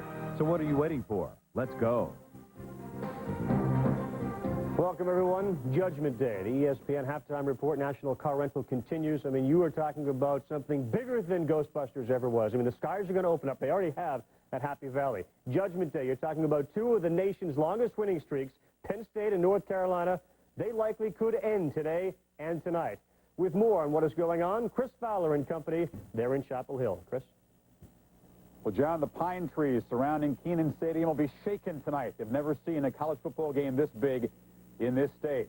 Carolina coach Mack Brown said he's looked into the eyes of his team. He thinks they have the right look to finally get the program's first win against the top 5 team. You know, the two great defenses, so the offenses don't need an additional handicap, and they won't get it from the weather. Looks like the rain will hold off. It'll be gusty. Temperatures, though, in the high 40s. The goalposts here have been made student-proof, just in case the Tar Heels get the biggest win in program history. John? Hi, Chris. We will check back in with Chris. Also hear from Mike Adamley in just a bit. He is in State College with Bino Cook and Steve Cyphers. Penn State and Michigan, the weather there has been raining since yesterday. They have had tarp on the field, and right now rain is coming down a little bit. Should favor perhaps Michigan because of the fact that they have had such long drives this season, long sustained drives. But Michigan, Penn State, and the Lions have dominated this one. Colorado and Iowa State. Teams, certainly Colorado, thinking still about getting into the postseason. Rick Neuheisel says this team, despite a 4-4 record, 100% we are moving forward. Were they able to move it all against Iowa State? Certainly not early. The offense for Colorado has struggled this season. For Iowa State, a little different story. Todd Bandauer, Damon Green. Cyclones are on top, 27-0. The 1-7 Cyclones. Bandauer to Green, diving catch, 25-yard pickup. It sets up this. Darren Davis going outside, staying outside. 5 yards out, leaps over and in. 14-0 Iowa State. 14-3 now. Purple Trumpet. He breaks the goal line, 14-10 Cyclones, but Iowa State just pounding Colorado, 28-10. Some members of the Colorado team say it's as bad as it has been in recent memory up there as far as morale goes. Bandauer, 8 of 14, 133 yards and a touchdown. Iowa State, they beat Colorado. Next up, Nebraska. Clemson, Duke, second quarter in a 6-6 game. Nealon Green, Brian Wofford there. And he outruns the defensive back, 51-yard touchdown. Clemson by a touchdown at 13-6. Later in the second, same score. And Clemson on their own 18. Green dropping back. Oh, look out. He gets hit hard by Kevin Lewis. Darius Clark picks it up, takes it to the house. That made the score 13-13 at the half as Duke flexes its defensive muscles in this one. That is where they now stand. We have kicked off in the second half. 11:40 left to go in the third quarter. Clemson has dominated this, winning 14 of the last 16. Wake Forest and Rutgers. Rutgers on senior day, trying to win their first of the season. Putting up a pretty good fight against Wake Forest. 17-14 now in the third. North Carolina State is spanking Maryland. NC State next plays Virginia. Torrey Holt, 6 receptions, 105 yards and a touchdown. Last week, of course, against Florida State, Holt 5 touchdown receptions. Back with much more on Judgment Day as we continue. We are at the half. Much more as you watch the National Car Rental Halftime Report. Indiana Car and Truck will save you big. Save up to $3,000 off every car, truck, or van on the lot. Over $4 million worth of inventory must be sold. No application refused. Lenders are standing by for instant approval. Down payments as low as $99. Now, for a limited time only, get a $250 shopping certificate from Toys R Us or Castleton Square with every car purchase. What are you waiting for? Don't miss the big sale going on through Monday, only at Indiana Car and Truck. The rivalry runs deep in this state, and you can work up quite an appetite supporting your team. So head on down to Arch Rivals on Indy's South Side for the best in steaks, sandwiches, salads, and hand-breaded tenderloins. At Arch Rivals, you can relax in our comfortable smoke-free family dining area, or meet some friends and watch the game in the pub. And there are steak and drink specials every day. Arch Rivals, for great food and great fun, at South Meridian and County Line Road near Mr. D's. Welcome back, everyone, to the National Car Rental Halftime Report on Judgment Day. For North Carolina, Mac Brown says everything we do is to try to become the equal of Florida State. Has that happened? Chris Fowler is there with much more on that game tonight on ESPN, as well as the game a little later on ABC between Penn State and Michigan. Chris? Well, Carl, here's a gauge for how big the ACC's part of Judgment Day is. The Bill Guthridge era opens this afternoon in basketball, an exhibition game at the Smith Center, but a lot of students told us they're going to stay away from what normally would be a huge event because they want to get here, get the general admission seats for the Seminoles and the Tar Heels this evening. The grounds crew has taken some precautions. They have buried the goalposts in extra concrete. They want to make them student-proof, just in case the Tar Heels can pull off the biggest victory in school history. Lee Corso and Kirk Herbstreit join me. Let's break down this game from the Seminoles standpoint. You don't have a proven running game, and they don't, and you face a great defense, which the Heels have. Very oftenly, it falls on the shoulders of the quarterback. Especially in this ball game, because Florida State has one of the best passing attacks in the entire country, and they're led by quarterback Thad Busby. Now, Thad has had a sensational year. He's had 8 straight games where he's thrown over 250 yards. Last week, he had 5 touchdown passes, and I think he's a Heisman Trophy candidate. Now, one thing is very important here. North Carolina's defensive backs are going to try to play the wideouts from Florida State man for man. I think they got a major league problem there, my friend. I know you don't, but I tell you what, that's going to be tough. Well, I think the corner play with Dre Bly and Robert Williams are going to have to stay with E.G. Green and Peter Warwick, especially after they make the catch. That's when they're most dangerous after that. But the thing to remember here is if Carolina can get pressure on Thad Busby, he's only been sacked an average of once a game. Brian Simmons, Keith Newman, both outside linebackers for North Carolina are going to come quite a bit on the blitz. And as Coach just mentioned, Carolina's corners are going to have to try to stay with some of the best receivers in college football. Big challenge for the Florida State pass rush because Oscar Davenport is so elusive. But in 8 ball games, the starting quarterback for the opposition's only finished once. 5 times, but not just the game because of an injury. Legally. You know, the thing that you're going to see in this football game, neither team, I think, will take very many chances. It's going to be about field position. If team gets to about midfield, it's 4th and short, watch them kick because they want to pin teams back. It's kind of like when you play tennis, you go back and you play the baseline, wait for your opponent to make the mistake, and I think that's what teams are going to do tonight. Florida State has always been famous for their special teams, but this year, they're hurting a little bit. They've had lack of focus, bad snaps, drop punt, block punt, and they better wake up because this is one area where North Carolina could beat Florida State is in the special teams. Coach him up. Fight, give him that pep talk. Quick thoughts on the Michigan-Penn State game as the Nittany Lions try to beat the Wolverines for the 4th consecutive year. They do not have the bye week, which is an advantage they've had in recent years, according to the Michigan people anyway. Well, I think Penn State's going to run directly at the Michigan defense and try to overpower them with a great offensive line. But don't be surprised. As we said in game day, Paterno usually pulls out a lot of tricks in tough games. Reverses, reverse pass.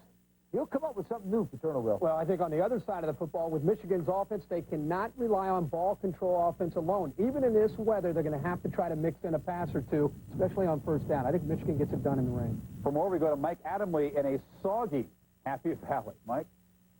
Thanks, Chris. The pregame story here in State College has been the weather. It is persistent rain and a distinct chill in the air, but the fans don't seem to mind. They've been here since 10 o'clock in the morning, and they definitely have their game faces on. Mike Adamle along with Bino Cook here in Happy Valley. What about the field conditions? Well, our Steve Cyphers is standing by Beaver Stadium. Steve, will weather be a factor? Mike, these cool, damp conditions may be uncomfortable for the fans making their way to Beaver Stadium right now, but inside, the playing surface is regarded to be one of the best in the country in any condition. It's been covered since Thursday night and shouldn't be a factor in the game unless there's a huge downpour sometime between now and the final gun. One injury note, Brandon Short, linebacker for Penn State, will be back in the lineup today. He's been out since injuring an ankle against Ohio State. Mike? Thanks, Steve. What were you expecting? Palm Springs. Hey, it's November. Bino, it's the Big Ten. It's as it should be. You're right, Mike. Look, when God created football, he never intended to have it played indoors. It's wet, it's cold, but that is what college football is about in November. And if you're a Penn State or Michigan fan, it's absolutely perfect. We'll be here all day long to keep you updated. Back to you, Carl, in the studio. Hi, Mike. Thank you very much. Do your best to stay warm, but of course, in central Pennsylvania, in Big Ten country, this is Big Ten football weather. Judgment Day. All week long, we have taken a poll. Find out, well, if the certain scenarios play out, who the voters on the ESPN Sports Zone feel should be number one. If Nebraska defeats Missouri, most believe they will, of course, stay number one. But Penn State, Michigan, if Nebraska loses, the winner of that game, 70% say they should be number one, not the winner of Florida State, North Carolina. Back with more after this.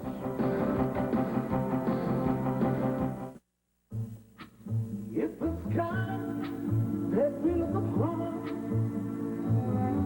should tumble and fall, or the mountain should crumble to the sea, I won't cry,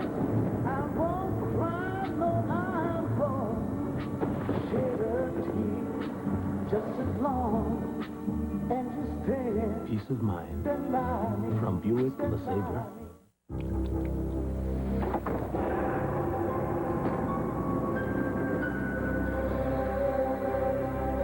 Roger, is it true right before you die, your life passes before your eyes? That's what they say, mate. Well, mine's passing now. I see a beer, a blooming onion, a big juicy steak, and my sweetheart. Sweetheart, you're not dying, you're dreaming. For the meal of your life, get that Outback Steakhouse. At Purdue University, step into a future with unlimited potential, a future where professors care about your success. Students learn cutting-edge knowledge from professors who are blazing the research trail. Choose among hundreds of majors that will prepare you for any career you can imagine. Head down the track to a world-class education. Hook up with Purdue University.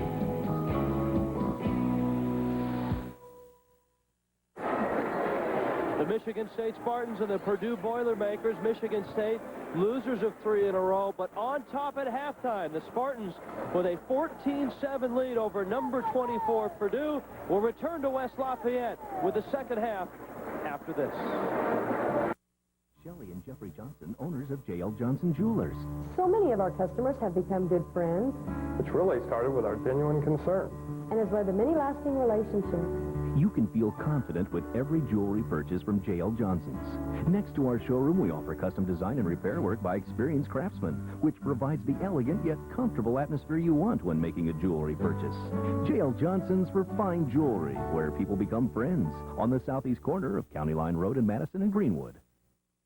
Now, just in time for the holidays. Over 1,000 slate pool tables begin arriving at Watson's this weekend. At huge savings. Popular brand tables such as Showwood, World of Leisure, Casson, and others. Watson's purchased these tables plus other new and slightly distressed merchandise from the factory at 30 to 70 cents on the dollar. Items such as air hockey and foosball tables, game tables, and two-piece cubes. And for additional savings opportunity, factory reps will be on hand to compete for your business. Plus, you'll get 6 months, no payments, and no interest special financing. It's your chance to save big for 5 days only at Watson's. I take the position as being a role model very seriously, and I look forward to it every day. It's a challenge, and I like that challenge, and I accept it. When we choose to be an athlete, we choose to be a good role model. I think the two go hand in hand. And with the accolade, with the respect, and with the honor, with the prestige that comes with being an athlete, there's also responsibility. I think that it's a fair exchange.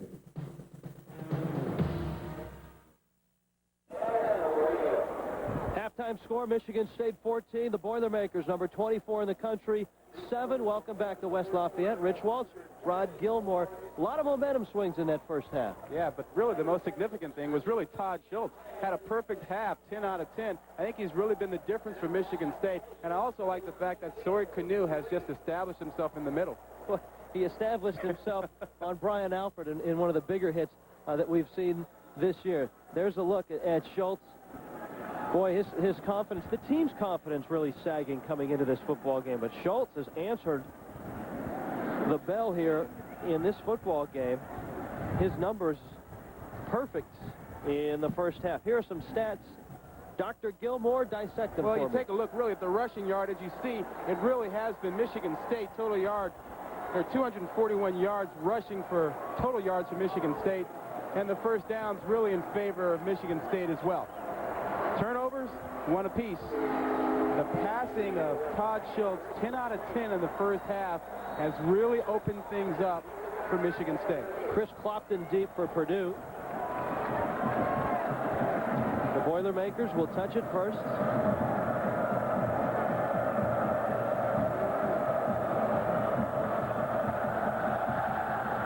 Ball Henninger, the kick. And Clopton has it at the 11. Clopton's got some speed, and another nice return by Chris Clopton out to the 43-yard line. In this football game, Michigan State drew first blood. First possession, they went length of the field. Cedric Urban took it in. Well, he got it in. Everybody thought maybe he wasn't in. It was hard to tell from that angle. Officials ruled he did get in there, and that picked up their score. And Purdue came back with a little trickery of their own with Chris Daniels finding Brian Alford on a double reverse touchdown pass. Great to be a receiver at Purdue. You not only get to catch him, but sometimes you get to throw him. Then Mark Renaud, playing for the injured Cedric Urban, went 20 yards. Yeah, Cedric Urban may very well get back in the second half, but Renaud's done very well in his place.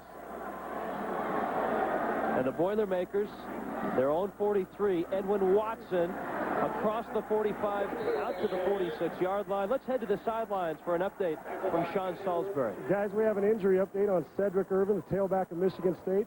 Expect to see him in the second half. He has a nasty case of turf toe. They went in, examined it, taped it up heavily. He's got a shoe on, and it's a thick shoe at that. He'll be in the game in the second half. They're going to try to let him go, guys. That's actually a natural turf toe, unlike an AstroTurf toe. But he certainly is a big part of the Spartans' attack, although Mark Renaud played very well in the first half. There is Watson across midfield, and the Michigan State coaching staff not real pleased, jumping up and down on the sideline.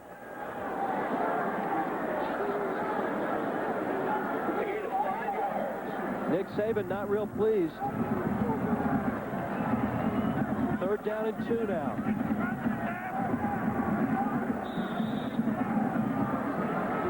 And Nick can be pretty intense. He needs his team to be intense on this third and short. He certainly wants to come out and get a stop. Michigan State has stopped Purdue 3 or 4 times on third down today. They've got the screen available. Sutherland, the catch, got to get outside. He does. Inside the 40. Nice call, Rod Gilmore. They'll mark it at the 38-yard line. 12-yard pickup. Well, Rich, what's going on is that when they put 3 receivers to one side, if Michigan State doesn't cover, let's see, 1, 2, they've got 3 down. If they don't cover them with all 3 guys, then they will throw the screen right away. And they do it that time, and they pick up the first down.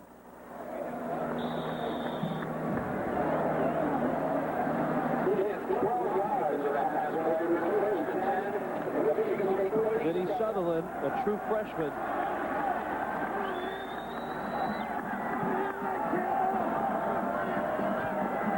Billy Dickon looking at a 4-receiver set.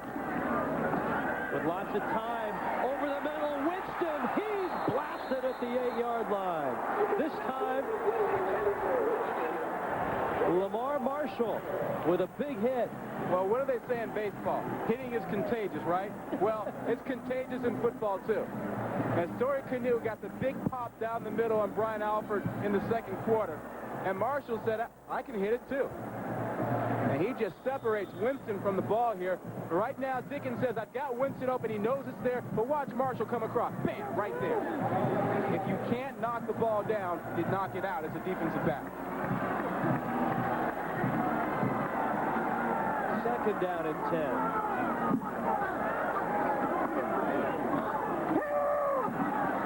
Watson straight ahead, inside the 35, down to the 32-yard line. It will bring up third down and a long 4 for the Boilermakers. Rod, we've seen 2 big hits by the Michigan State secondary. Canoes in the first half, and you just talked about Marshall's. If you're Joe Tiller, do you keep going back over the middle? I know the receivers have got to be thinking about it. Yeah, Joe Tiller will keep calling it. I'm not sure the receivers want to keep going there, though. And that man, Stuart Canoe, has been a real big-time player in the middle of that secondary. But Brian Alford will challenge him again. Third and 4. Dickens throw. Winston made this catch. And he tumbles down at the 21-yard line with a first down for the Boilermakers. Yeah, nice catch by Winston. I'm not sure any receiver wants to stay on their feet in the middle of the field right now the way those Michigan State safeties are hitting. Winston, a sophomore out of Indianapolis.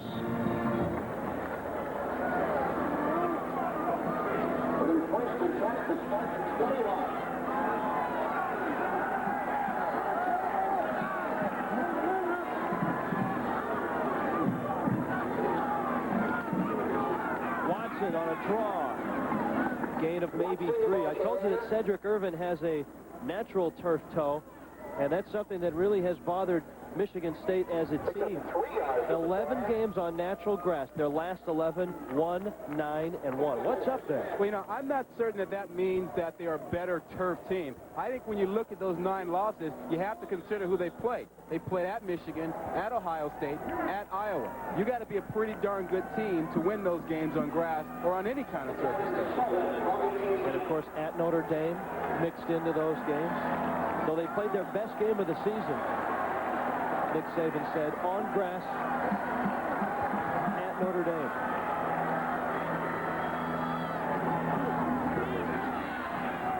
Nowhere to go for Watson.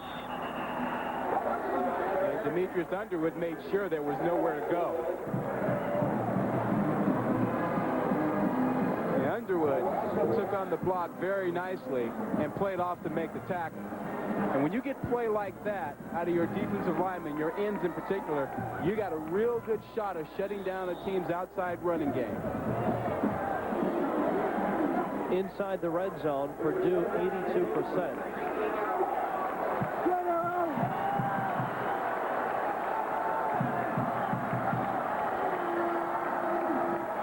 On 3rd and 8, Sutherland in motion. Blitz coming. Dickens throw.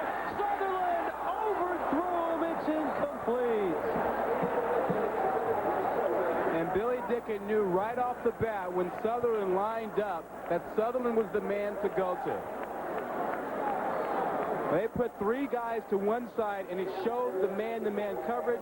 And then when Sutherland came in motion, Marshall didn't go all the way with him. Number 29, Marshall let him go, and Sutherland was wide open. An uncatchable ball for the 5'8" Sutherland. 36-yard attempt. Blocked! The Spartans have blocked it, and Michigan State has held again. After the first big hit by the secondary in the first half, Purdue missed a field goal. After another big hit, they block a field goal.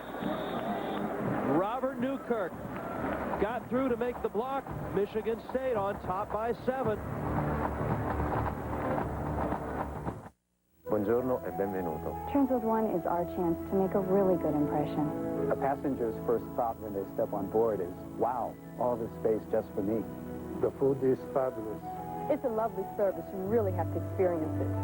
Oh, the seat, it's so comfortable. It embraces you. We think it's a luxury service at a business class fare. All this and there's more to come. Transworld One. From Transworld Airlines. We want to be your airline. Au revoir et bon voyage. This is Imagine TV. What's this? Ivan the Destroyer. No, I said go get the villager, not pillager.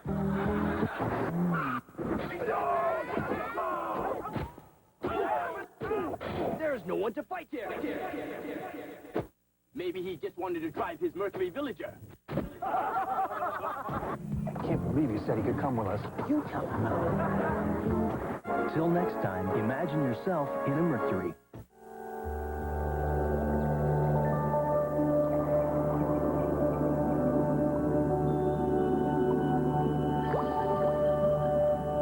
Toro.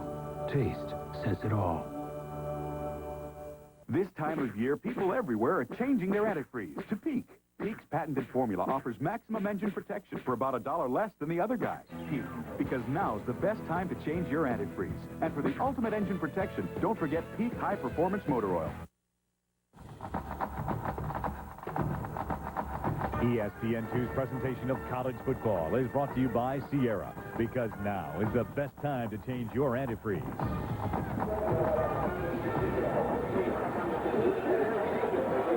Big day at Ross-Age Stadium for this Purdue team, trailing Michigan State 14-7. Another big special teams play by the Spartans. And now Todd Schultz and company take over. Michigan State, their own 15. And it's Renaud to the 16-yard line. It's going to be Newkirk, number 62. As he comes into the middle, he'll get right through. No one really blocks him well at all. Robert Newkirk, 62, right in the middle of the screen.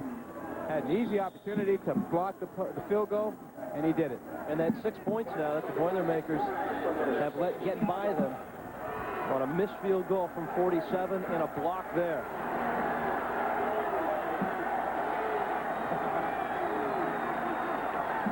Renaud in motion. Out across the 25-yard line. Travis Reese with the pickup. To the studios, Carl Ravitch. Rich, thanks. Northwestern Illinois, 4-play, 48-yard drive, and it's capped off by this Chris Hamdorf 31-yard bomb to John Burton. Sometimes you can throw into triple coverage. They're up by 20. Thanks, Carl. Michigan State with the football and the lead, 14-7.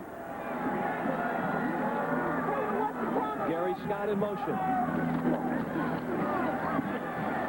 Renaud across the 30, out to the 33-yard line. To the sidelines, Sean Salisbury. Gentlemen, at the top, we talked about confidence and quarterbacks. Todd Schultz, a perfect 10 of 10 in the first half. They're calling a great game for him, and 160 yards rushing doesn't hurt. His confidence grows. Billy Dicken, on the other hand, guys, I still think he's trying to force things. The ball down the middle, a little too much air, hung his receiver out to dry. Then on the would-be touchdown pass that he threw out of the end zone, he hesitated on his three-step drop, and he ran out of room, guys. He's got to start reacting instead of trying to force things to happen. Up to you. Second down and 3. Renaud is split out as a wide receiver. That's Scott in motion. And a loose ball. Schultz will fall on it. Flags go down.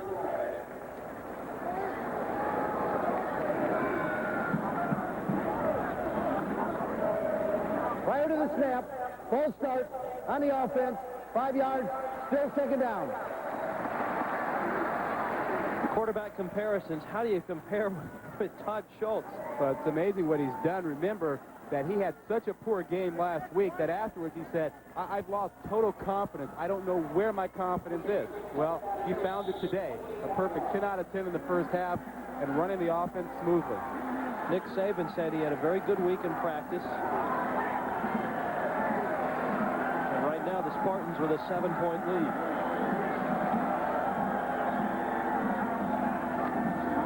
Second down 8. Renaud, left side.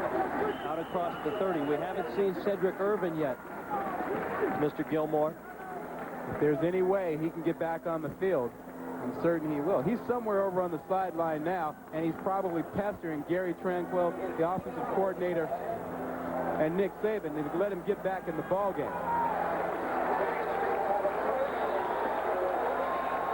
14-7, Michigan State on top. Cedric Irvin picked up 73 yards and 16 carries before coming out of the ball game. Renaud is closing in on 100 as well. 3rd down and 6. Schultz caught, then dropped, incomplete. The first incompletion all day. Well, there was so much pressure on Schultz that time, and he didn't have time to really wait for the receiver to pick up the first down. You'll see Scott coming all the way back to the ball into double coverage. Scott comes back like a receiver should and makes what appeared to be a catch, but then he lost it. But Schultz was under a lot of duress. Not a bad throw, though. Low snap. And Sutherland down at the 32-yard line. 7.5 minutes left. 3rd quarter. Michigan State on top of Purdue by a touchdown.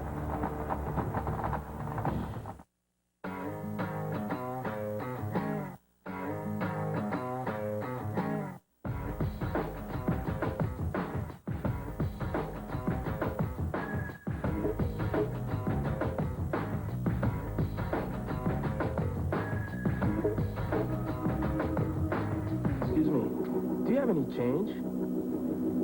Let me check. Lee riveted. The new look of Lee. Get out of the way. Move it. For crying out loud, Charlie, where are you? Not going to make it. Let's air it out. Send the chopper. Charlie has all the scores, news, and stats on his pager. We're going to do it on location. Sports Center next with Charlie Steiner. Hi, everybody. Welcome to Sports Center, brought to you by ESPN To Go. We lead off with baseball. Boston beat Scores every 5 minutes plus new stats and the stuff Sports Center fans love. You want paging too? Okay. Call 1-800-910-ESPN. Get ESPN To Go! This is Imagine TV. That's the last stitch. Hey, has anyone seen the keys to my Mercury?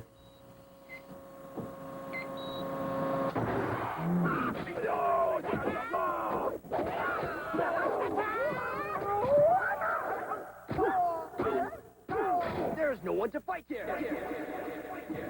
Maybe he just wanted to drive his Mercury Villager. Till next time, imagine yourself in a Mercury. Spartans by a touchdown. 7.5 left, 3rd quarter, and Purdue trying to get things rolling. The Boilers moved the football on their last drive and had a field goal block. Sutherland in motion. Winston on the screen. And he'll gain maybe 4 on the play. Judgment Day. It all starts over on ABC with number 4 Michigan and number 3 Penn State. Also Nebraska, Missouri, Stanford, USC, Georgia Tech, and Virginia. And of course later on tonight over on ESPN, North Carolina, Florida State. It may not be Judgment Day for these two teams, but it's a rather important day in the scheme of postseason football. Dickens swings it. Winston dropped it.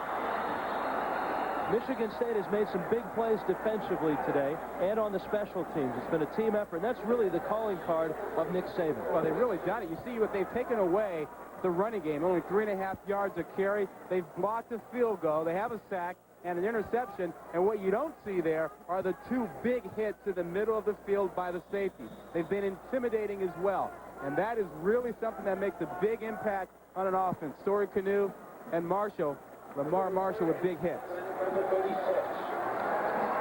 3rd down and 7.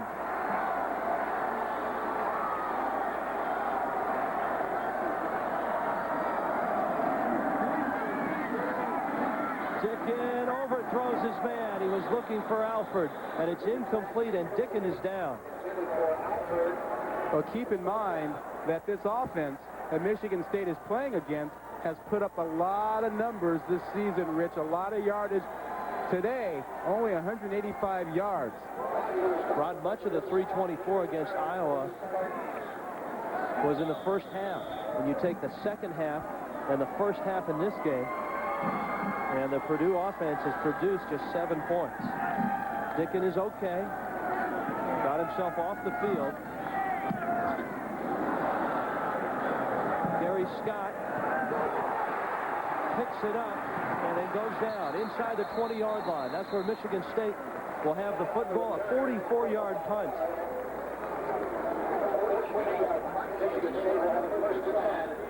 The Spartans and the Boilermakers. Purdue at 6-2. Michigan State at 5-3.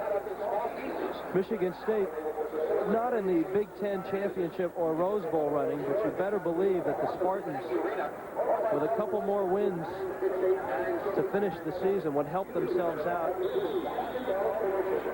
in the, I guess, hierarchy of bowl games. Yeah, well, they may not figure in the Rose Bowl game themselves, but they play Penn State at the end of the year. They might decide who does it. Exactly.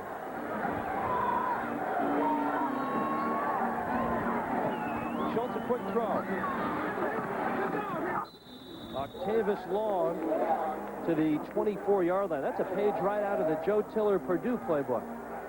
And it's working. Joe Tiller scripted what Michigan State would do for Todd Schultz. He told us yesterday, hey, when a quarterback like Schultz is struggling, I would come out and throw him a couple short passes, let him get his feet underneath him, and Nick Saban thought that was pretty good advice. He took it. His only incompletion, a drop.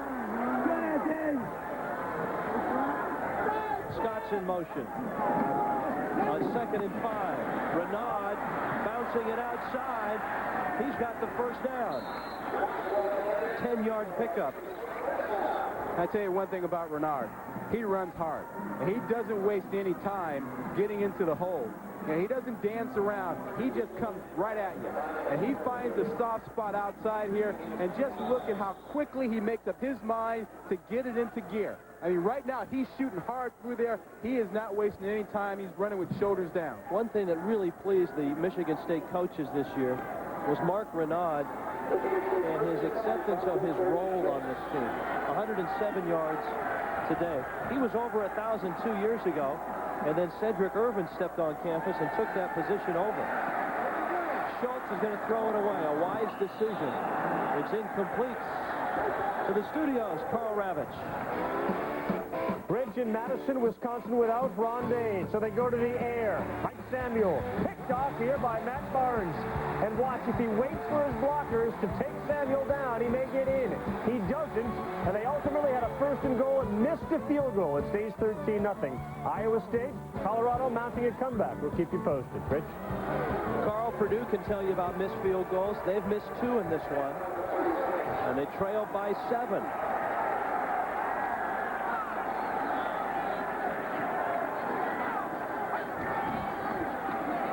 On 2nd and 10. Hey! Guess who's got the football? Irvin with the ball. The officials say he was down before he coughed it up. Welcome back, Cedric Irvin. Rich, I told you he'd find a way to get back on that field. And the problem is when you have an injury, your mental focus on carrying the ball is lessened a little bit. Because you're thinking a little bit about that injury, or you feel it a little bit more, you feel the pain a little bit, and your concentration lapses at the end of plays. And the ball comes out there, but it was ruled down. 3rd down, 2. Irvin out. Renaud in.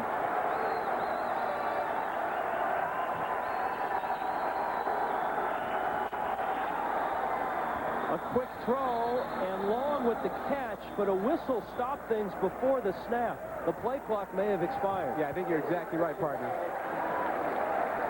Schultz saw the blitz, and he was trying to audible at the line of scrimmage and lost track of the clock.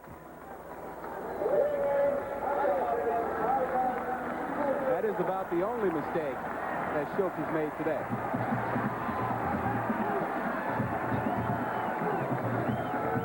It will change the play call dramatically now. 3rd down and 2 becomes 3rd down and 7.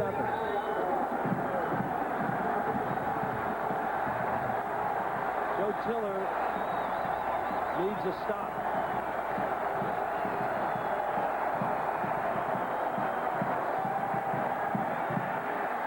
Lots of time. Carr with a catch on a gorgeous Gorgeous throw by Schultz. First down, Michigan State. Yeah, and he had lots of time. That was the key, Rich.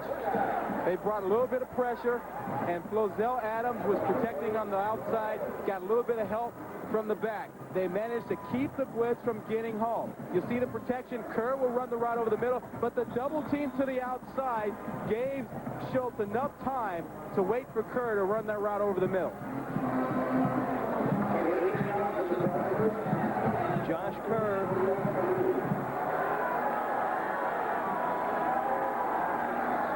Schultz has him on the move again. Scrambling. He'll keep it. And just missed getting hit. Second down. You know, one of the amazing things about Flozell Adams is that he plays the left tackle spot, and he only has about 50% or 40% hearing out of his right ear. And his right ear is closest to the quarterback and center. And so he played on the right side last year with his good ear inside. And people have speculated, will he be able to play the left tackle spot in the NFL because of the hearing problem he has in his right ear? They call him the hotel, and appropriately, 21 pancakes have been served. So like the pancakes you got a hold of. At Hotel Flozell. Renaud diving forward. No gain on the play. They'll bring up third down at about 7.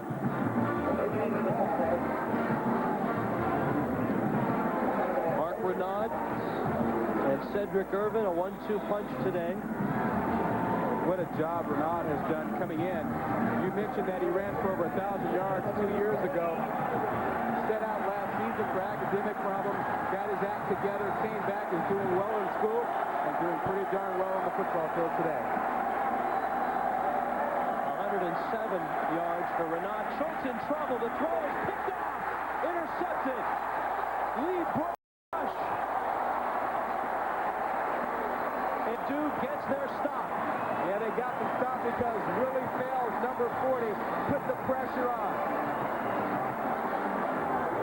One of the few times Todd Schultz has not had enough time to find his receiver. You're going to see number 40, Willie Fales, coming in, running the stunt. He gets right in Schultz's face, and that pressure caused the interception. Lee Brush coming up with it. That's a perfect example, Rich, of how the pass rush and the pass coverage work together. And now the Boilermakers will try to capitalize on the momentum shift going up top. Alford broken up by Amp Campbell, and it's incomplete. Amp Campbell made a nice play. And the crowd is calling for some interference because there was a little bumping going on down here. But Campbell does a nice job. He gets back to the outside, and he's looking back for the football. So long as he's doing that, he can make the play. Use that offhand a little bit, just like you're screening out for a rebound. Second down and 10. Really the first time they have sent Alford deep and thrown to him. Little screen, Sutherland out of bounds at the 41-yard line. And that's an automatic call for Dickey. I mean, when he has 3 receivers to one side and they don't cover all 3 of them, they're playing zone, he will throw that quick pass. Billy Dicken and the Purdue Boilermakers down 7.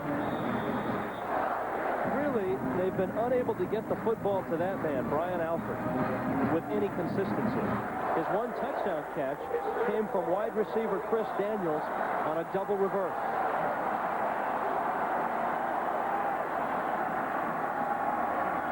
On 3rd and 4. Dicken gets outside and gets the first down. And the Boilermakers drive is still alive. Well, that was a very nice piece of running by Dickens. And he set up his ability to get the first down by heading up inside and letting Gabe Cox, the receiver, come from the outside in to give him the block. He looked like a pretty good running back on that play. Dickon is very mobile, and that's one of the worries that Nick Saban had about him. Hayden Fry had the same worries last week, but we really haven't seen in the 2 games that we've done Dickon run effectively until there. Watson, big hole and a nice pickup. And he took a hit but stays on his feet, and he brings this crowd to their feet. Hey, you're not kidding. And his crowd is totally up now. Yeah, they watched Michigan State do the Big Ten thing, the power football, and now their own guy is dishing it out. You talk about finishing a run, watch Watson here. He takes on 3-4 guys. Another big hit by Soren Canoe, but he's going to keep on trucking. That's finishing a run. I guess so. 37-yard line. He'll get it again. And this time he's down to the 31. It's a gain of about 6.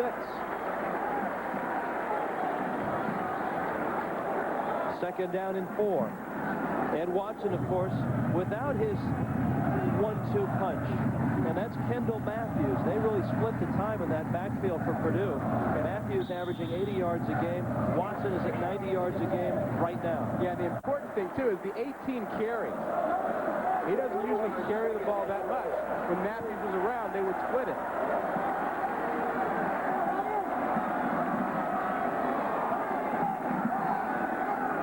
On 2nd and 4. Dickon threw that one away. Overthrows Chris Daniel. Very smart play. He had nothing there. It was 2nd down. You got another play, so don't force it. Right now, Michigan State would like to continue to play the zone down here, but they're getting into the area where they have to go man-to-man. You get 5 receivers coming into the ball game, and it's hard to match up with them in this area of the field. They only need a few yards for a first down.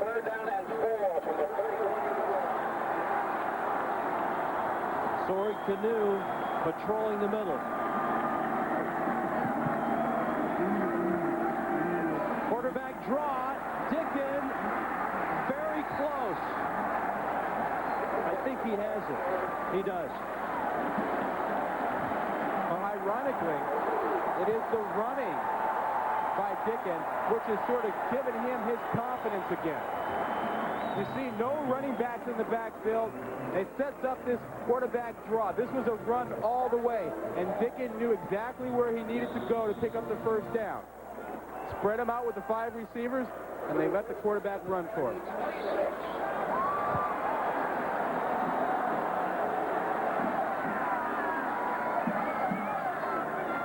Final moments, 3rd quarter. 1st and 10, Purdue. Watson still on his feet. Ed Watson, a senior, and it's special to play Michigan State.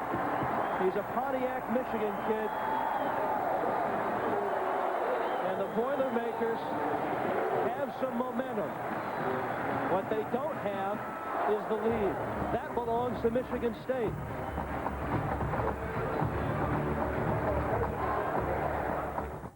This is Imagine TV. This Mercury Sable sure is roomy. Yeah, but why don't we ever go anywhere? Because we don't have any feet. No feet. I love you even more than I did before I had amnesia. I think. Even more than your Mercury. I have a Mercury. I'd forgotten. Where am I going? Till next time, imagine yourself in a Mercury.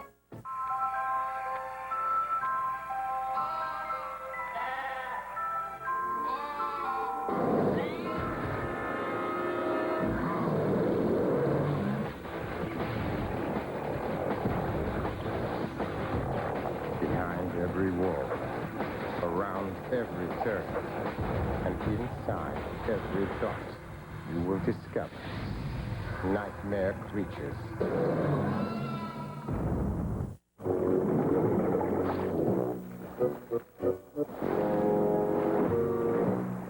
Tired of carrying all that heavy water around every time you vacuum the wet basement?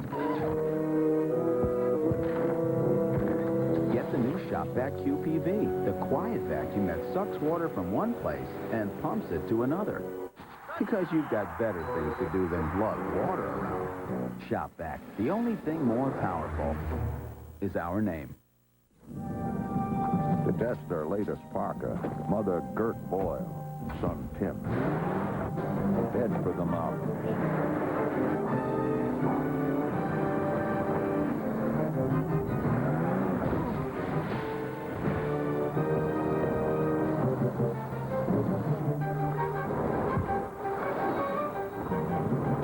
Columbia Sportswear. One tough mother.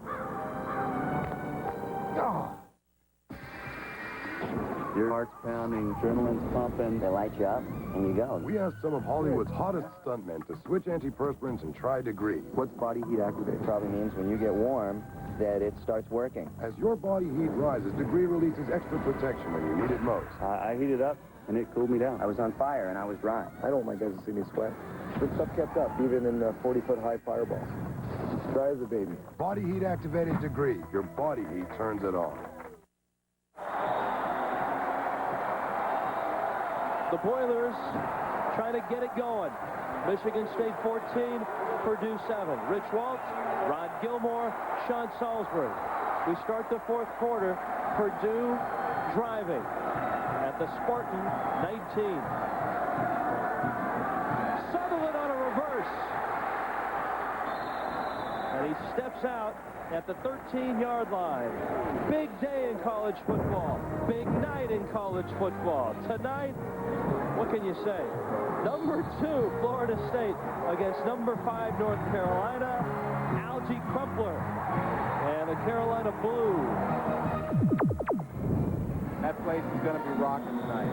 We saw North Carolina open their season against Indiana, and they did not look all that sharp. And I'm still waiting for them to have their big game this year. This is the game they've been waiting for all season long. They may have been too focused on it. First down and 10. Watson, head down, inside the 10, down to about the 7. Let's go to the studios. Carl Ravitch. Carl? I check on Iowa and Wisconsin. Iowa has really dominated this game, but yet to put a point on the board. Randy Reiners, every time a ball has been thrown in the direction of Tim Dwight, he's caught it. 13-7 now. Meantime, Iowa State holding off Colorado, 35-17. 14-7 here. Michigan State holding a 7-point lead. Purdue on the move. Watson again. Inside the 5. Short of the first down. Nick Saban and the Michigan State Spartans, through 3, have held Purdue to 110 on the ground, 124 through the air. Both defenses have played well today. Yeah, very good job. You would expect that Purdue would have an easier time putting points up, but they really haven't. They've struggled all day long, and the Michigan State defense has really shown up big today.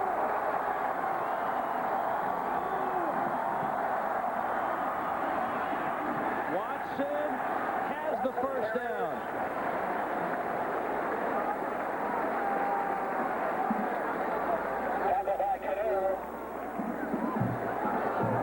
Watson is hot right now. And he is running as hard as probably any running back we've seen in a while.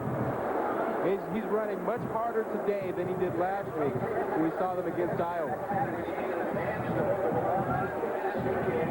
I may have been premature. I felt he had the first down. Now, they're just confirming what you already know. I sure hope so. Have faith, my man.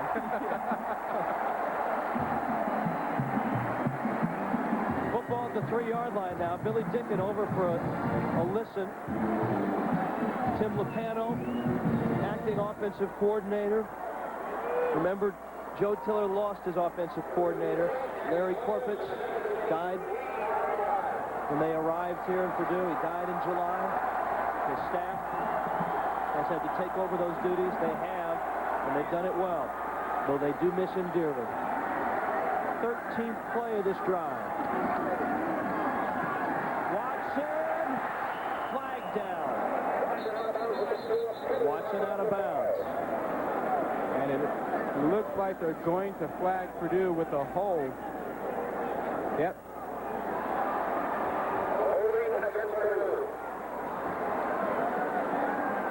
They were trying to get outside, and when you try to get outside, sometimes you wind up hooking that guy on the end. And if the official catches it, watch right down here. There's a grab right there by the tight end. He just takes Sorry Canoe and tackles him down. Yeah, grabbed the back of his jersey. Well, John Blackman, the senior. Blackman's job was to get the hook around him and get him inside so Watson could get outside. He did it by trying to tackle him. Can't do it that way. First and goal at the 14. Dickens throw over everyone. Rod, what does the condensed field do to a spread offense? Oh, well, it limits where you can throw the ball. I mean, it makes everything tighter. It means that the defensive backs have to cover less territory. There's less room for the receivers to run in, so therefore, everything's got to happen faster. There's not as much room. That's trouble. Not enough room to get the Brian Alfreds open. Well, actually, Dickens needed another beat because Alfred was coming over the middle open, but he couldn't wait any longer for it.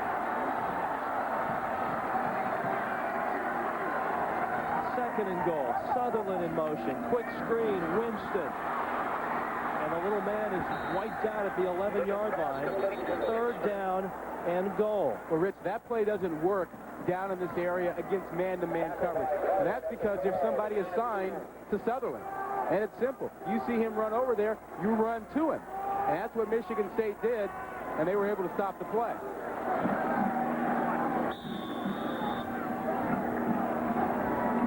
Third down and goal. Purdue has converted 3 straight third downs, but this one is a little different. This is a third and goal from the 12.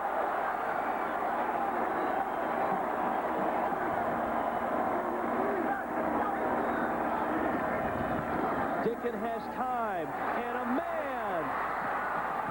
Isaac Jones to the 4-yard line, and it's decision time for Joe Tiller, and it looks like the Boilers will kick the field goal. Yeah, and that's the right decision. They haven't done anything in a long time, and there's plenty of time in this fourth quarter. They need to get a score to get their confidence going. But making a field goal is not an easy deal. Shane Ryan has missed twice. 21 yards, difficult angle. Got it. And the Boilers are on the board, but still trail in the game. Michigan State on the road, on top by 4. You've heard of Guitars and More. Guitars and More in Greenwood, and now Guitars and More in Castleton is having its biggest sale of the year. Dozens of guitars, amps, PA accessories, books, videos slashed to 50% off and more. And for the first time ever, Paul Reed Smith guitars on sale. So stop into Guitars and More in Greenwood and Guitars and More in Castleton for the biggest sale of the year.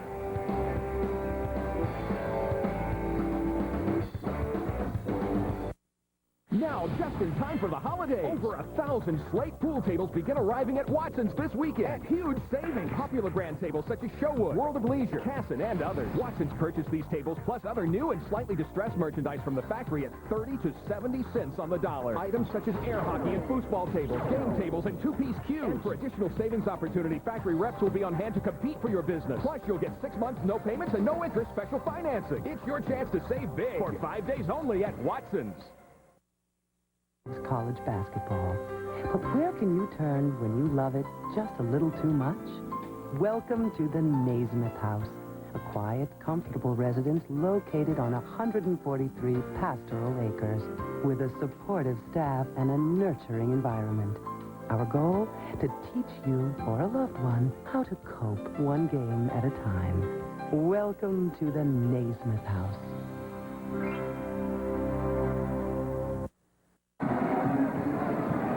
Ross-Ade Stadium, alive and well. Michigan State 14, Purdue 10. 11 and a half minutes left in regulation. And the Boilermakers of Purdue had to settle for 3. Chris Arntz will kick it away. Gary Scott is deep.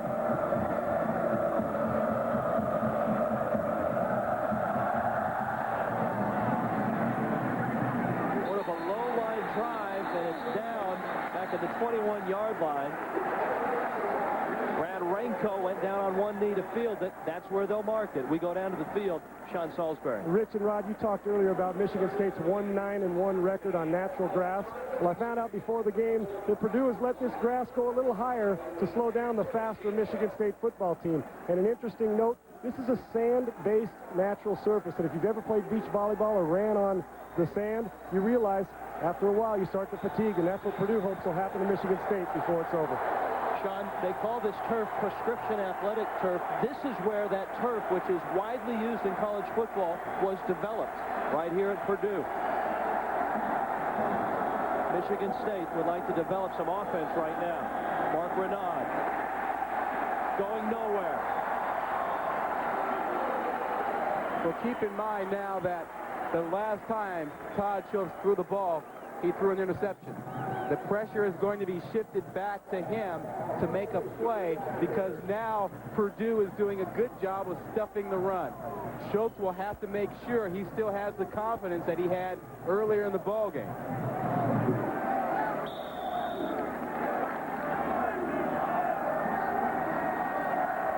Purdue's defense has had its moments today as well.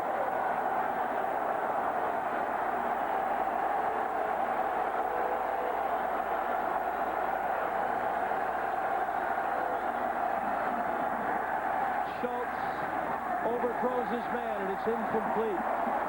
3rd down and 10. Yeah, and right now, Purdue is guessing right along with us, which is, well, they want to get Schultz going again. They're going to run a quick, short route, and none of the defensive backs backed up more than 7 or 8 yards that time. They just stopped dead in their tracks, expecting a short throw. Well, what are you going to do now? You got to go back and throw the ball, look for them to overplay the short route. I got to figure that at some point in time, they got to go ahead and let Schultz air it out. Let him throw the ball deep. Stretching the field has been a real problem for the Spartans. Offensive coordinator Gary Tranquil told us that yesterday. On 3rd down and 10, Schultz over the middle. Scott with a catch and the 1st down for Michigan State. And that was a heck of a play by Todd Schultz. And he was waiting for his tight end, Kerr, to come open, but Kerr got knocked down. And then he came off of him and found Scott down for the 1st down. And that's good quarterbacking. You'll see your tight end, Kerr, 83, coming across. He's going to get knocked down. He falls down. And now Schultz comes off of him and finds Scott, going to his 2nd read for the 1st down.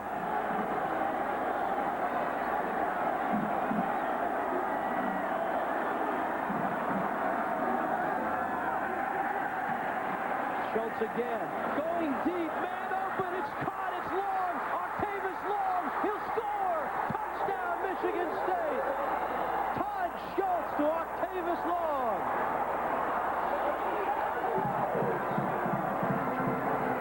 Well, the way the Purdue defensive backs were squatting at about 7, 10, 12 yards, you just had the feeling that Todd Schultz was going to have to open it up and let one out there. And Octavius Long was out there. Watch how Hawthorne sits down. Now, there's no help deep. He was sitting down thinking short route. Octavius Long takes it long for the touchdown. Just his 3rd touchdown catch of the day. And the Spartans have built an 11-point lead with 10 minutes left. Big day for that man, Todd Schultz. His Spartans lead 21-10.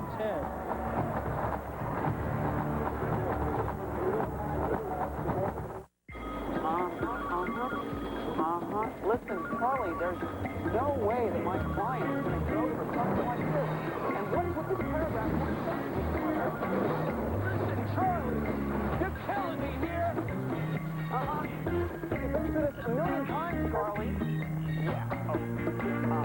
Civic sedan from Honda. No. What more do you need? Charlie, I gotta go. Somebody's here. This time of year, people everywhere are changing their antifreeze to Peak. Peak's patented formula offers maximum engine protection for about $1 less than the other guy. Peak, because now's the best time to change your antifreeze. And for the ultimate engine protection, don't forget Peak High Performance Motor Oil. This holiday season, give a unique gift. A deluxe 12-month calendar from Kinko's, made with your own pictures. I almost forgot. And if you act now, you'll get a designer year-on-a-page calendar for free. Kinko's, the new way to holiday. I was looking for an onion, a really big onion. A blooming onion as big as your head. One bite of that onion and bam, you were hooked. I mean, you want to have more and more, and you think about it, you dream about them, you just got to have them. And you can't stop, and you go anywhere, and those places, oh yeah, I'm telling you, I was consumed by that onion. And that onion was consumed by me. It's easy to get a bloomin' onion. Get to Outback Steakhouse. No rules, just right. How's about a nice juicy steak to go with that bloomin' onion? Hey, why didn't I think of that? I love steak. Big, juicy.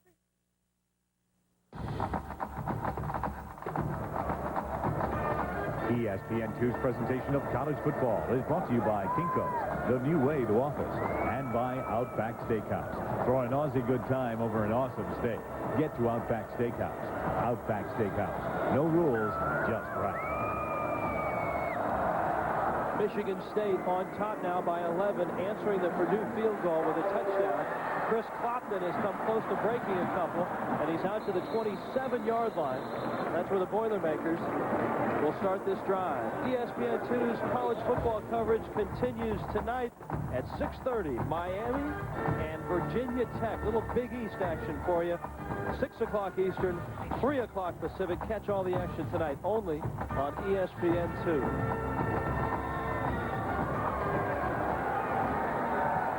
Billy Dicken and the Boilermakers must get busy.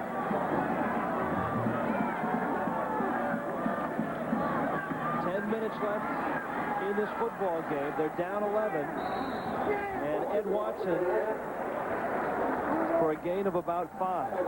Nick Saban and the Spartans took just 1:28. The big play, Octavius Long from Todd Schultz. Long's longest touchdown catch. Schultz's longest completion ever. And the longest touchdown catch this year by the Spartans.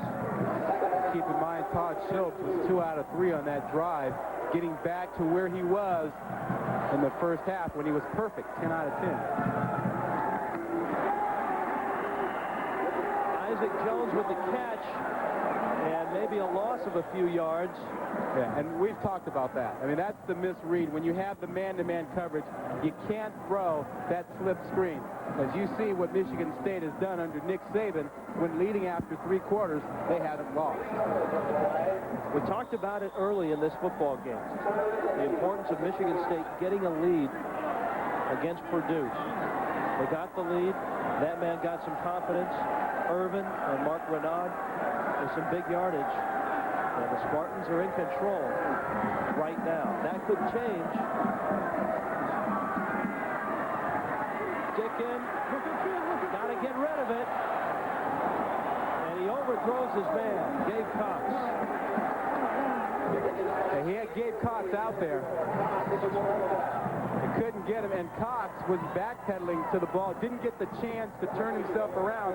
But right off the bat, Dicken can't find anybody open. Only a 3-man rush, 8 guys covering downfield, and that can't allow him to find anybody open. And now Cox is there, and he just flat out throws it over his head.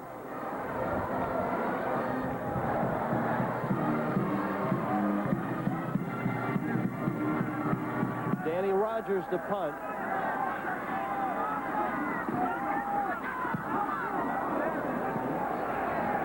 Gary Scott a fair catch, and he makes it at the 34-yard line. Michigan State 21, Purdue 10, 8:21 left. We're back after this.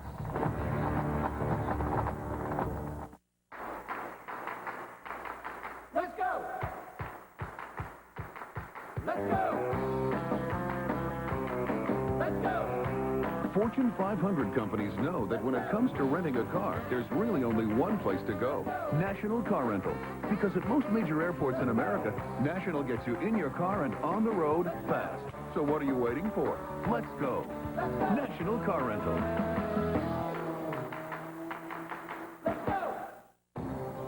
There is an energy company that stands apart from the rest. Southern Company. We're cutting costs by 20%, saving our customers millions. And when emergencies strike, no one is more responsive. We wake up over 12 million people every day, bring energy to thousands of cities around the world, and generate more electricity than any other energy company in America. We are Southern Company, energy to serve your world.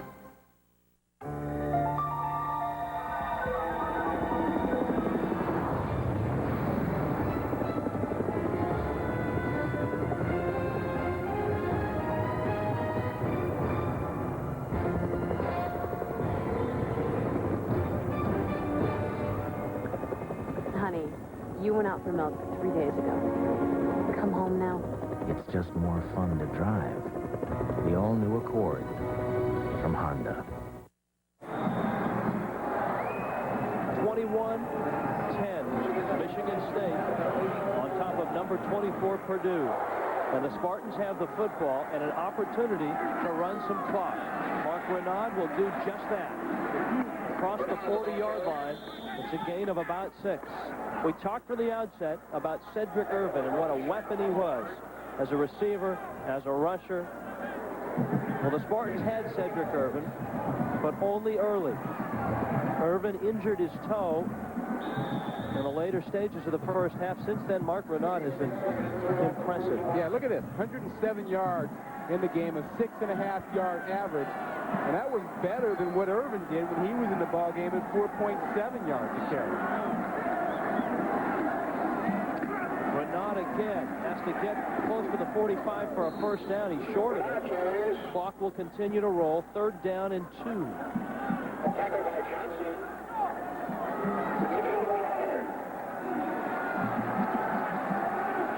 And a big 3rd down coming up.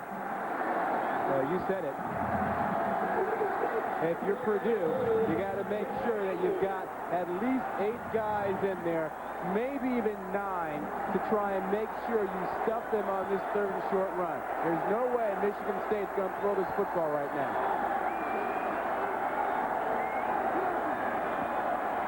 Scott in motion. Renaud on the draw, and he stopped at the 42-yard line. Purdue will get the football back. Mike Rose made the play. Well, you know, Purdue's thinking you're not going to fool us with any kind of play-action pass or draw. We are committed to stopping the run. And so they get their guys right in the middle. You'll see good action up there right now. Here comes Fells and company to make the play. They beat them at the point of attack, and they're in the backfield. That's good defense by Purdue. Edinger, it's a punt. Low snap, and it was almost blocked, and Edinger is hit. Flag is down. Michigan State will hold on to the football. The Boilermakers gambled. Todd Stelma came a fingernail away from blocking that punt, and he landed right on the Michigan State kicker. And that's a lonely walk over to the sideline when you go after one and you miss it. They took their shot, and he tried to get there, but Stelma was just a little bit late. Running into the kicker on the defense, 5 yards, be a first down. Well, you'll see Stelma coming right up the middle, clean, nobody there, and he just misses the ball, just barely missed it, didn't nick it at all, and he knew right away he had drawn the penalty. Yeah, he had his hand so wide at the ball, it looked like it went right through his outstretched arms.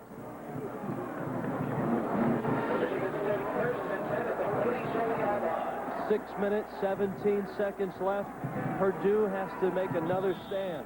How about Brian Alford going over to him on the sideline saying, don't worry about it now. That's some senior leadership.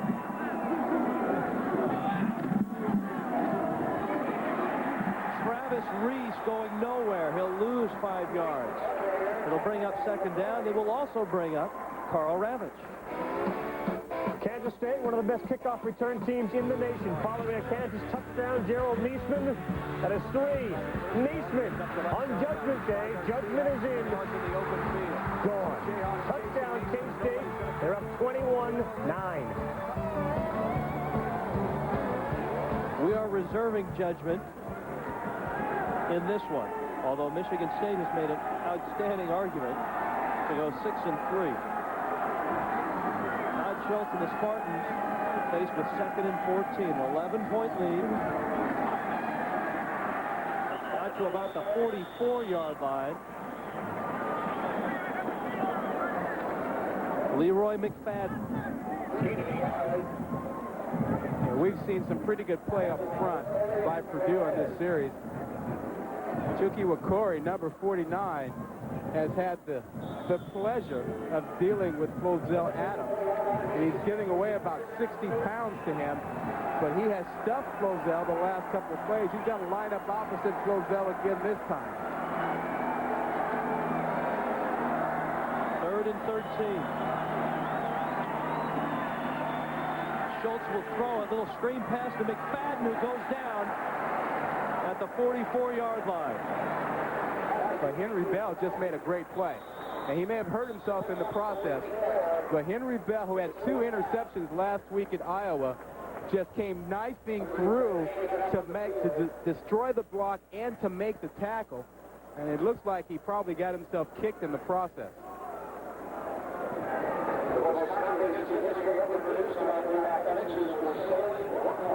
Brock Spack is a guy that kicked a few guys, not literally, figuratively, in his days. He was a great linebacker.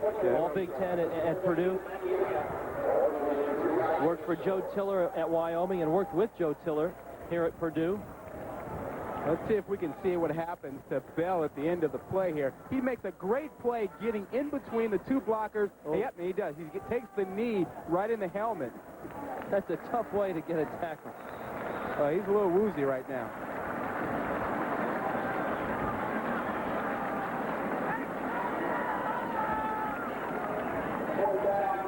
Not much time remaining.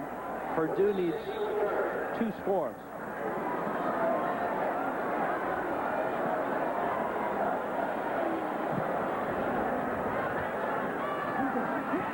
Winston goes down at the 21-yard line. The Boilermakers are down 11. They've got to go 80 and then some.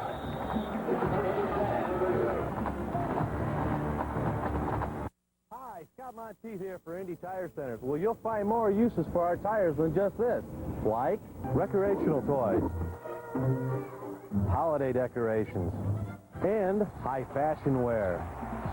Actually, we don't get into all that, but we do get into tires. Lots of tires, like Michelin, Bridgestone, Firestone, and General. That's the best tires with the best automotive service. So give us a try at Indy Tire, where you will get more mileage for your money. Menards is your first choice for Armstrong flooring. At just 49 cents a square foot, you can cover several rooms. Intrepid offers a no-wax surface and a number of beautiful patterns. Brighten your home with lights from Diamond F. Save on a wide selection, including this crystal ceiling light, $19.88. Bright brass chandeliers are $48.88. You'll find the brightest ideas at Menards. Save big money at Menards. The Super Bowl with ESPN. Play ESPN's Punt, Pass, and Win, presented by Visa, the official card of the NFL. Watch Sunday Night NFL on ESPN, and you could win a trip to the Super Bowl in San Diego.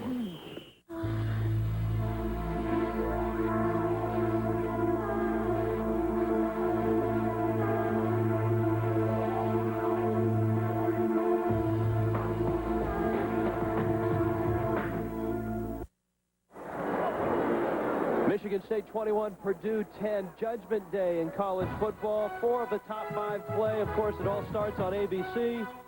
Michigan against Penn State, Nebraska, Missouri, Stanford, USC, Georgia Tech against Virginia. It finishes on ESPN with number 3 Florida State Actually, number 2, Florida State, and number 5, North Carolina. Tonight, 7:30. New quarterback, Drew Brees. His first throw complete, gave Cox to the 25-yard line. The Boilermakers do not have a lot of time here.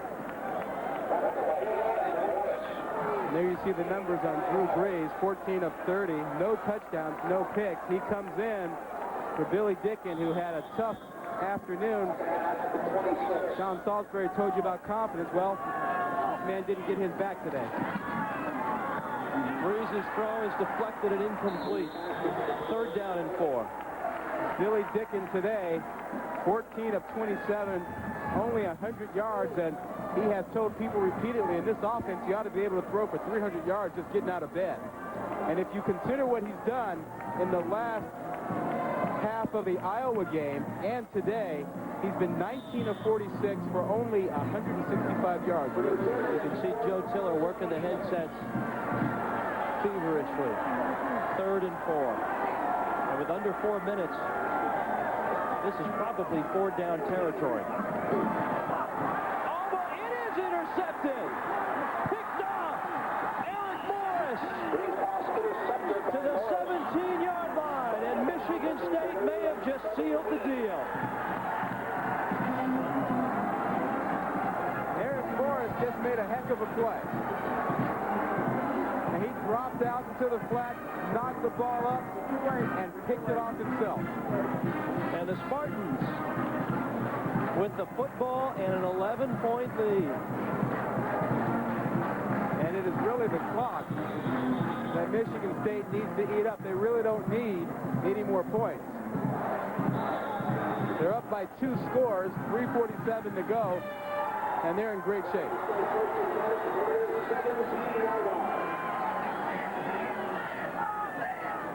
The Boilermakers need a turnover. Renaud straight ahead to the 15-yard line. Well, Drew Brees threw the interception, but it was really just a great play by Eric Morris. Watch what he does here. He just knocks this one up. Yeah, hits him in a bad place. He should have caught that one right off the bat, but he got it on the rebound.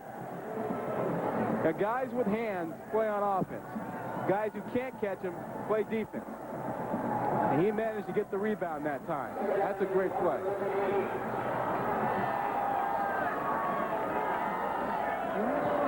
Second down and 8. Clock continues to run. Oh, man. Renaud was wiped out. Lee Johnson, the junior linebacker, made the stop. Well, there's no quit in what Purdue is bringing on defense. Those guys are out there playing hard, trying to stop things, even though they're down by 11. Purdue calls a timeout. Joe Tiller and the Boilers on the ropes. You can only survive on what you find in the forest. We'll meet in 5 days here. And good luck.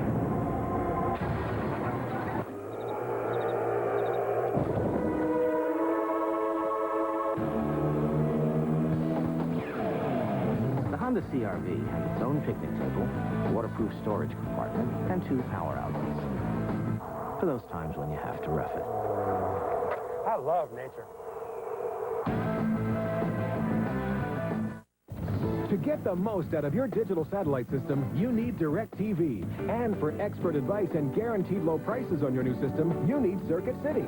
We're your DSS experts, and we'll show you how to see more sports, movies, and pay-per-view than on any other system. Right now, get $100 off professional installation or get a self-install kit free with any DSS purchase. Circuit City. You can't get a lower price. We guarantee it. Pizza? Hey, who delivered? Actually, it's not delivery, it's DiGiorno. Where's it from? I believe I said it's not delivery, it's DiGiorno. Did you say delivered? It's not delivered. It's DiGiorno. DiGiorno Rising Crust Pizza is the frozen pizza with a crust that bakes up fresh like pizzeria pizza. Fight for it. Don't make me hurt you. For fresh baked pizza at home, it's not delivery. It's DiGiorno. Michigan State 21, Purdue 10. Billy Dicken talking things over with his tight end, John Blackman. Todd Schultz standing tall today, although Michigan State would like to pick up a first down here. McFadden goes down. You know, a field goal in this situation, Ron, doesn't do them all that much good. Let's go to the sidelines. Sean Salisbury. Well, guys, you know, we talked about confidence all day, and Billy Dickens in particular. But, you know, you got to wonder about now the coach's confidence, because they are still with a chance at a bowl game, and they brought Drew Brees in, the freshman, untested with 4 minutes to go. They are still in this ball game. So now it's not just the confidence in this game and last week, guys. It's the rest of the season. It's going to be up to Billy Dickens to see if he pouts or how he reacts in a positive way. Hey, Sean, I'm wondering if maybe this isn't even better for Dickens to just say it's a bad day again and get him out instead of letting him stay in and continue a bad day. What do you think about that? Well, I think if you ask him, he'd say no way. I mean, the starting quarterback, he wants to play. He wants to work his way out of it with 4 minutes to go. Maybe as you look back, as the week goes on, yeah, maybe. But right now, I think he wants to play and have to end it that way. Michigan State has called a timeout. They let the play clock run down. Game clock to 2:13. Called the timeout before they attempt this field goal. They would stretch their lead to 14 points. Purdue is still within 2 scores at that point. There is the risk of the blocked field goal here. We'll take a timeout. Michigan State up 11. Would like to stretch it to 14. We'll see if they do.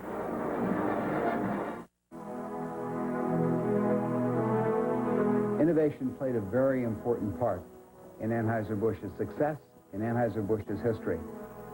Back in 1876, when Budweiser was first produced, Adolphus Busch knew that temperature was the enemy of beer. He was innovative enough to produce a fleet of refrigerated railroad cars, refrigerated with ice stations along the rail sidings, to keep the beer cool as he shipped it across the United States. And that was one of the keys to the success of Budweiser, controlling the temperature of the product. Innovation, trying new things, being on the frontier of new ideas, has been and will always be a key in the success of Anheuser-Busch.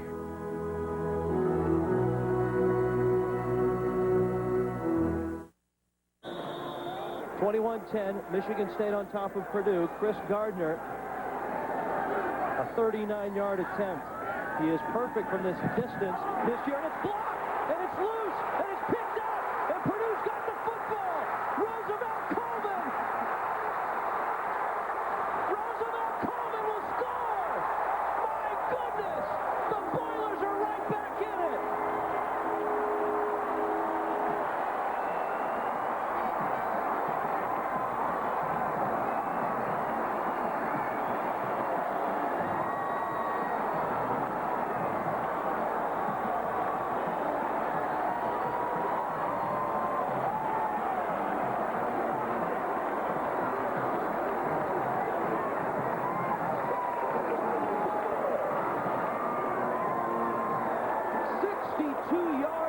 Return by Colvin.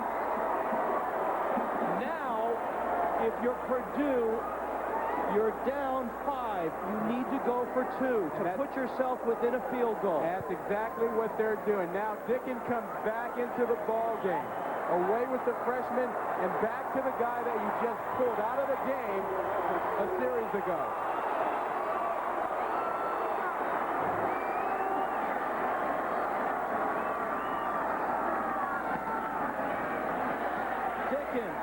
For his tight end Blackman, and it's incomplete, and Purdue will need another touchdown. They're 5 down, 21-16. What a turn of events. Well, the thing that was incredibly impressive was the way Roosevelt Colvin got up and down the field. And we talked about how there was a risk of a block, and it was Leo Perez, I believe, who blocked that kick, and Colvin in stride. This guy is a defensive lineman. He weighs about 235 pounds, yet he outruns everybody to get into the end zone.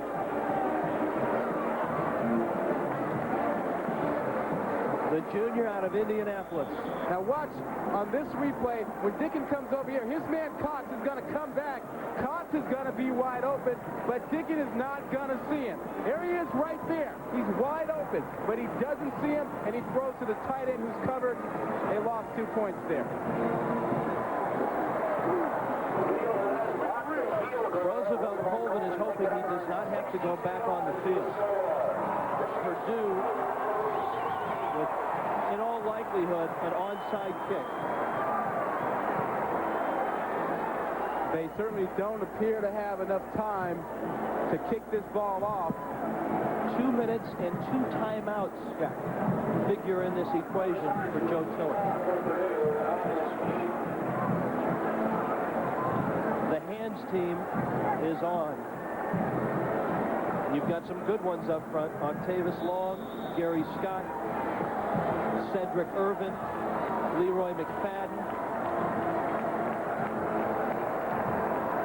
Sorry Canoe.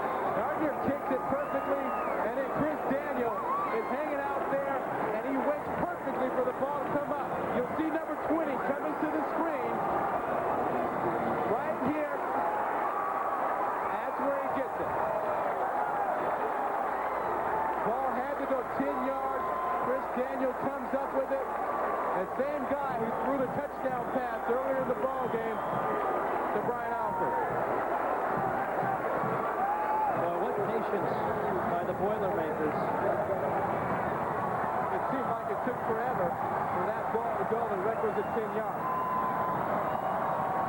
And Nick Saban is upset about it. He doesn't believe that the ball traveled 10 yards.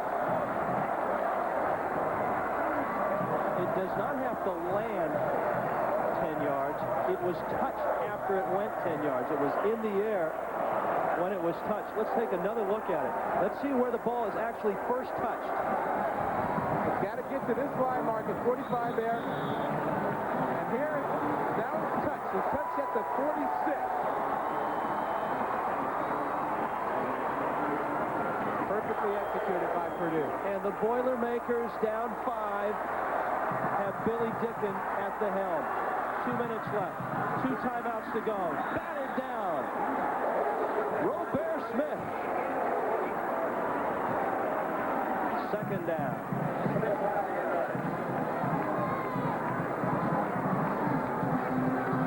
Well, if you're Michigan State, you have to keep your composure, and you also have to keep the ball away from Brian Alford. And he's the big play guy. He's scored 30 touchdowns in his career. He's picked up 1 today. You want to make sure that he's not the guy that beats you.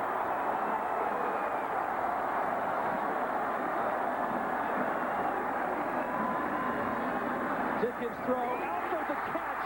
Clock will stop with the first down at the 39-yard line. They'll move the chains. Purdue will set their offense, and Joe Tiller and the Boilermakers are still alive. Well, Brian Alford, they gave him a lot of room that time, and he took advantage of it. At some point, they're going to have to get a body on him. They didn't. You see him in the screen there. Number 80 runs the curl route into the zone, finds the soft spot, and Dickens delivers the ball.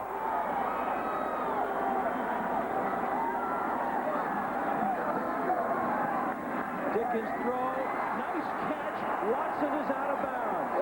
It's a gain of about 4. You get the feeling that Billy Dickens is feeling it himself right now.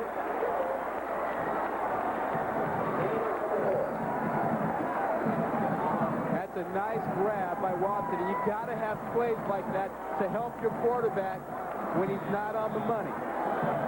Dickens' confidence will grow, and the team's confidence will grow each time they make a play.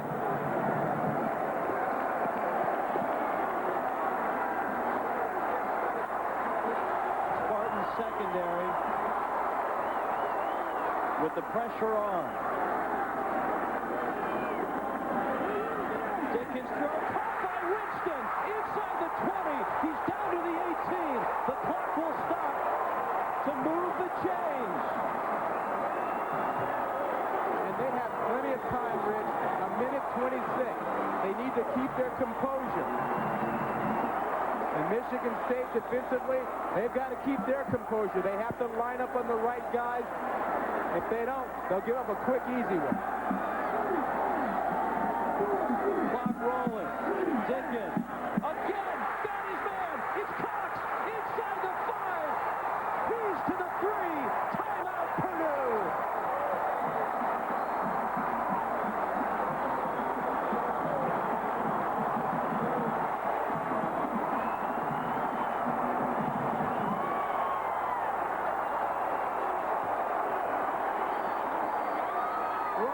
Stadium was almost full. A few have left. They will regret it. Purdue, with what looks like an incredible comeback, they have not completed it.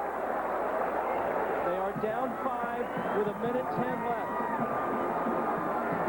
They have driven to the Michigan State 4-yard line. Coming up next, the USAR Hooters Cup Series from Lakeland, Florida. It will have to go away to top this. How about Joe Tiller pulling Billy Dickens out of the ball game a couple of series ago and then bringing him back in after they get the blocked field goal, and Dickens has responded by going 4 for 4 for 51 yards on this drive.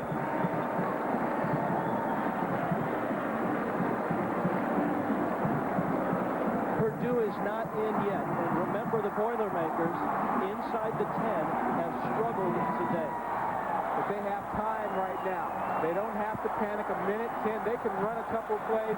Watson might be the guy. You can go back and run it now and not risk a pick, not risk a sack. One timeout left. They look like they may have Dickens running himself from this spread formation. On 1st and goal.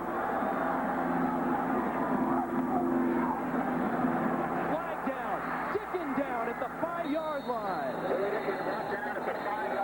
And hold everything. The flag came from the defensive backfield in the back of the end zone. That's usually the area where a defensive back has held a receiver in the end zone. At this point in the ball game, if you're a defensive back, you don't want to give up a cheap touchdown. You will grab, scratch, kick, do anything.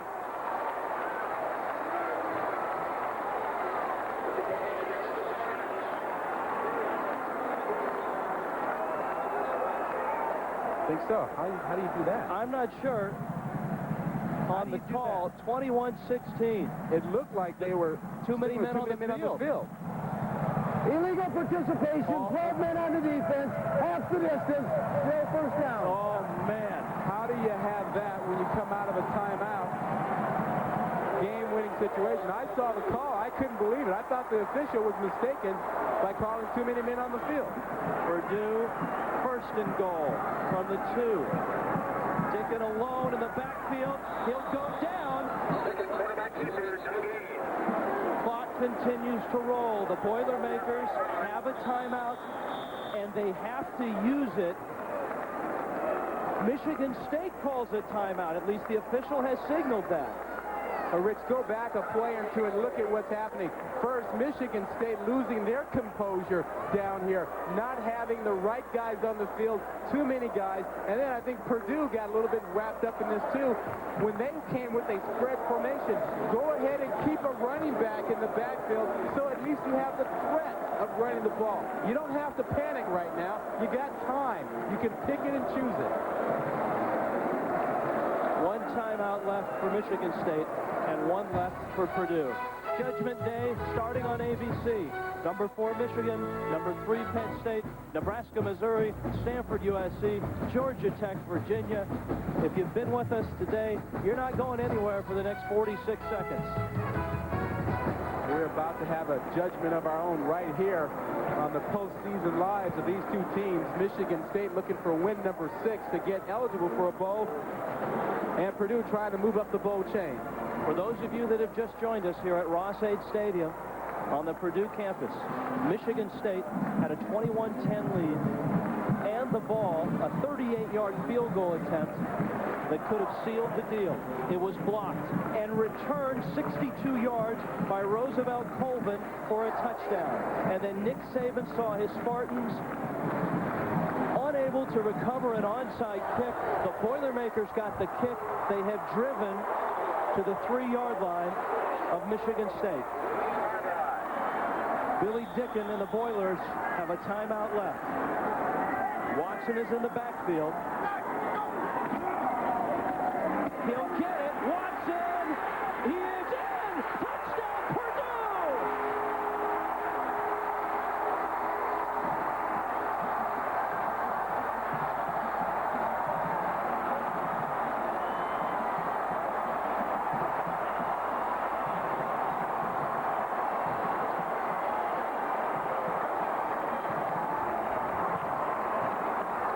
And the Boilermakers will go for 2. If they get the 2 points, they'll be up by 3, which means that a field goal by Michigan State will simply send it into overtime. 40 seconds to go.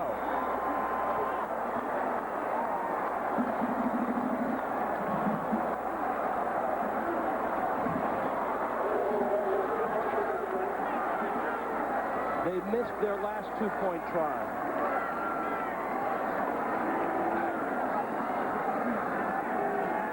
Dicken in trouble. Can't get there. Short. And the Boilermakers will settle for a 1-point lead with 40 seconds left. Oh, but I love that play. I love the effort by Billy Dicken. I love the effort by the receiver blocking. And I love the effort by the Michigan State corner to come up and make the stop.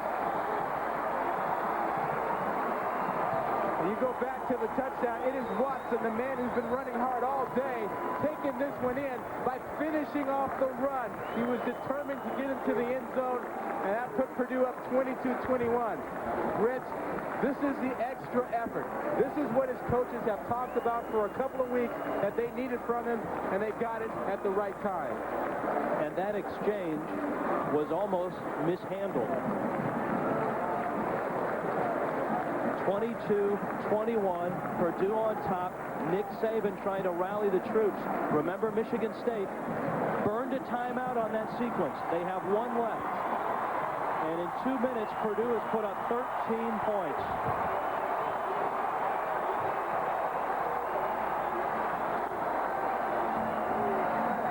We go back to when Michigan State lined up for a 39-yard field goal with about 4 minutes to go, 3.5 minutes to go, and it was blocked and returned for a touchdown by Roosevelt Colvin. And Billy Dicken said they had to have the heart to hang in here, and they have. Chris Arntz will kick it. A low-line drive. It's picked up by Brad Rainco. And Michigan State now needs to get into field goal range with 35 seconds left. This is doable, my friend. Our National Car Rental players of the game, Todd Schultz, 15 of 19. He'd like to add to that, 186 yards. And Billy Dicken on the winning touchdown drive, 4 of 4 for 51 yards. Let's not be too premature. It may not have been the winning drive. There's still 35 seconds to go, and Todd Schultz has been a red-hot quarterback today.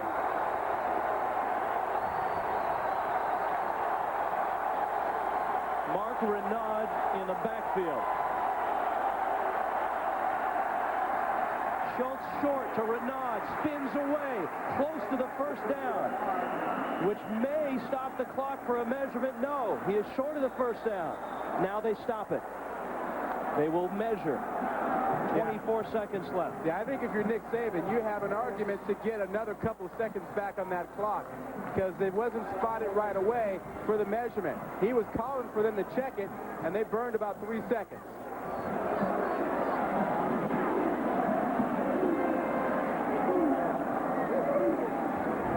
If it is, well, regardless of if it's a first down or it's short, Michigan State better get ready to run a play. You're exactly right. They need to be ready to go because the clock will start. Oh, it looks like they're short. Just short. Yep. Which is almost a moot point right now on second down. Well, it's important for them to get back up to the line of scrimmage, though, because that clock is going to start right away. As soon as the change leaves the field, they'll start it. And the Spartans have done a nice job of getting ready. Yeah, call your signals now. Call them out.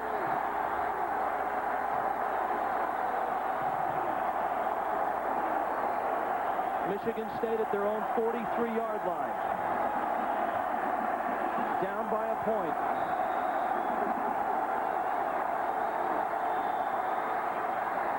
Schultz with time. And a man! It's caught at the 34-yard line. Gary Scott. And the Spartans are in range right now with 14 seconds left.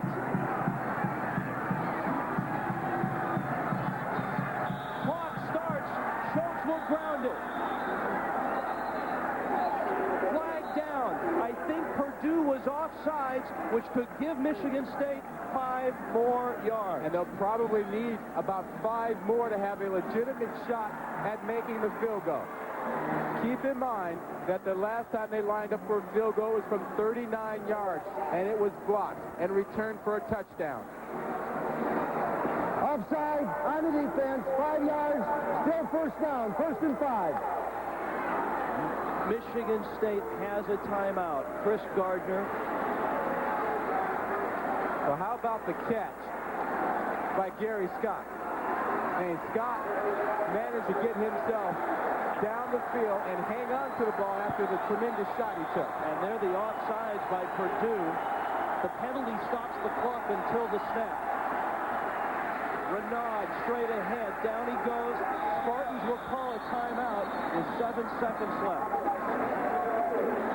And if you're wondering why Nick Saban ran that ball, he was simply trying to line the ball up where his kicker wanted it. Give him a straight-on shot, thinking that they weren't going to pick up a lot of yardage by throwing the ball. Go ahead and center the ball in the middle of the field for a straight-on field goal attempt. It will be approximately 44 yards. Remember, Gardner lined up for a potential game-winning kick back against Northwestern, and that was not good, and that started the Michigan State 3-game slide. That was 3 weeks ago at Northwestern on grass, which has been such a problem for the Spartans. Gardner's last kick was blocked. Leo Perez got it. Roosevelt Colvin took it 62 yards for a touchdown.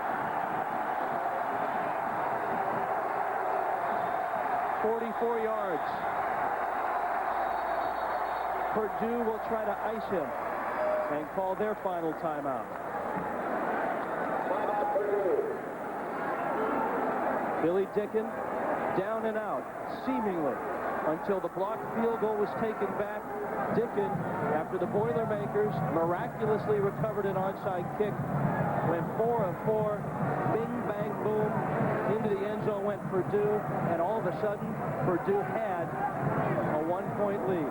Rightfully or not, people are going to second guess the field goal attempt by Michigan State when they were up by 11, time running out, and it gets blocked. But I don't think you have any choice in that situation unless you figure you're just going to turn the ball back over. You got to try and kick it as they did. And it's worth mentioning now that in this football game, Purdue has missed 2 field goals and 2 two-point conversions.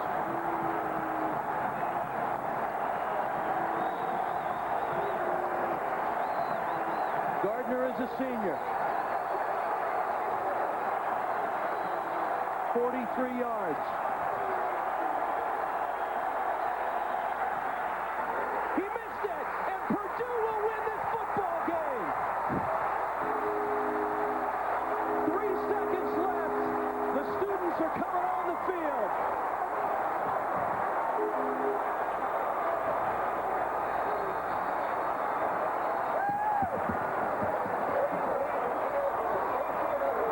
Maybe the most incredible comeback of the college football season. The Purdue Boilermakers, which were dead in the water with 2.5 minutes to go, down by 11 points, and it was a blocked field goal. Returned for a touchdown that turned everything around. The Boilermakers are trying to get the students off of the field right now. Purdue must snap the football. Gardner obviously did not hit it true. He just hooked it. You have to feel for Chris Gardner. He had one blocked earlier today. Had one blocked against Northwestern as a potential game-winning kick. And he lines up today. And a 44-yarder under these circumstances is not an easy kick.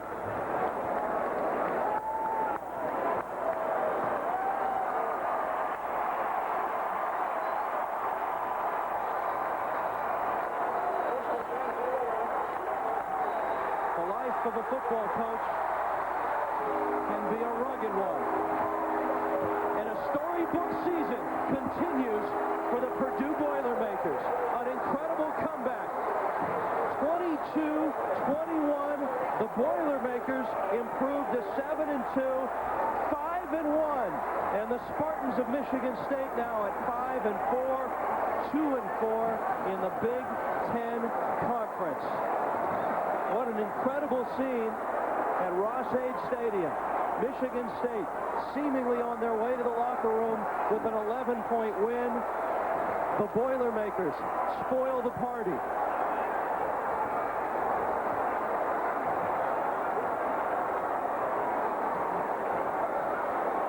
An incredible sequence. A blocked field goal, returned for a touchdown. An onside kick, recovered. Purdue drives the field, wins the game. 22-21, the final score. For Sean Salisbury and Rod Gilmore, I'm Rich Waltz. Cinderella's still around. She wears black and gold. This has been a presentation of ESPN, the worldwide leader in sports.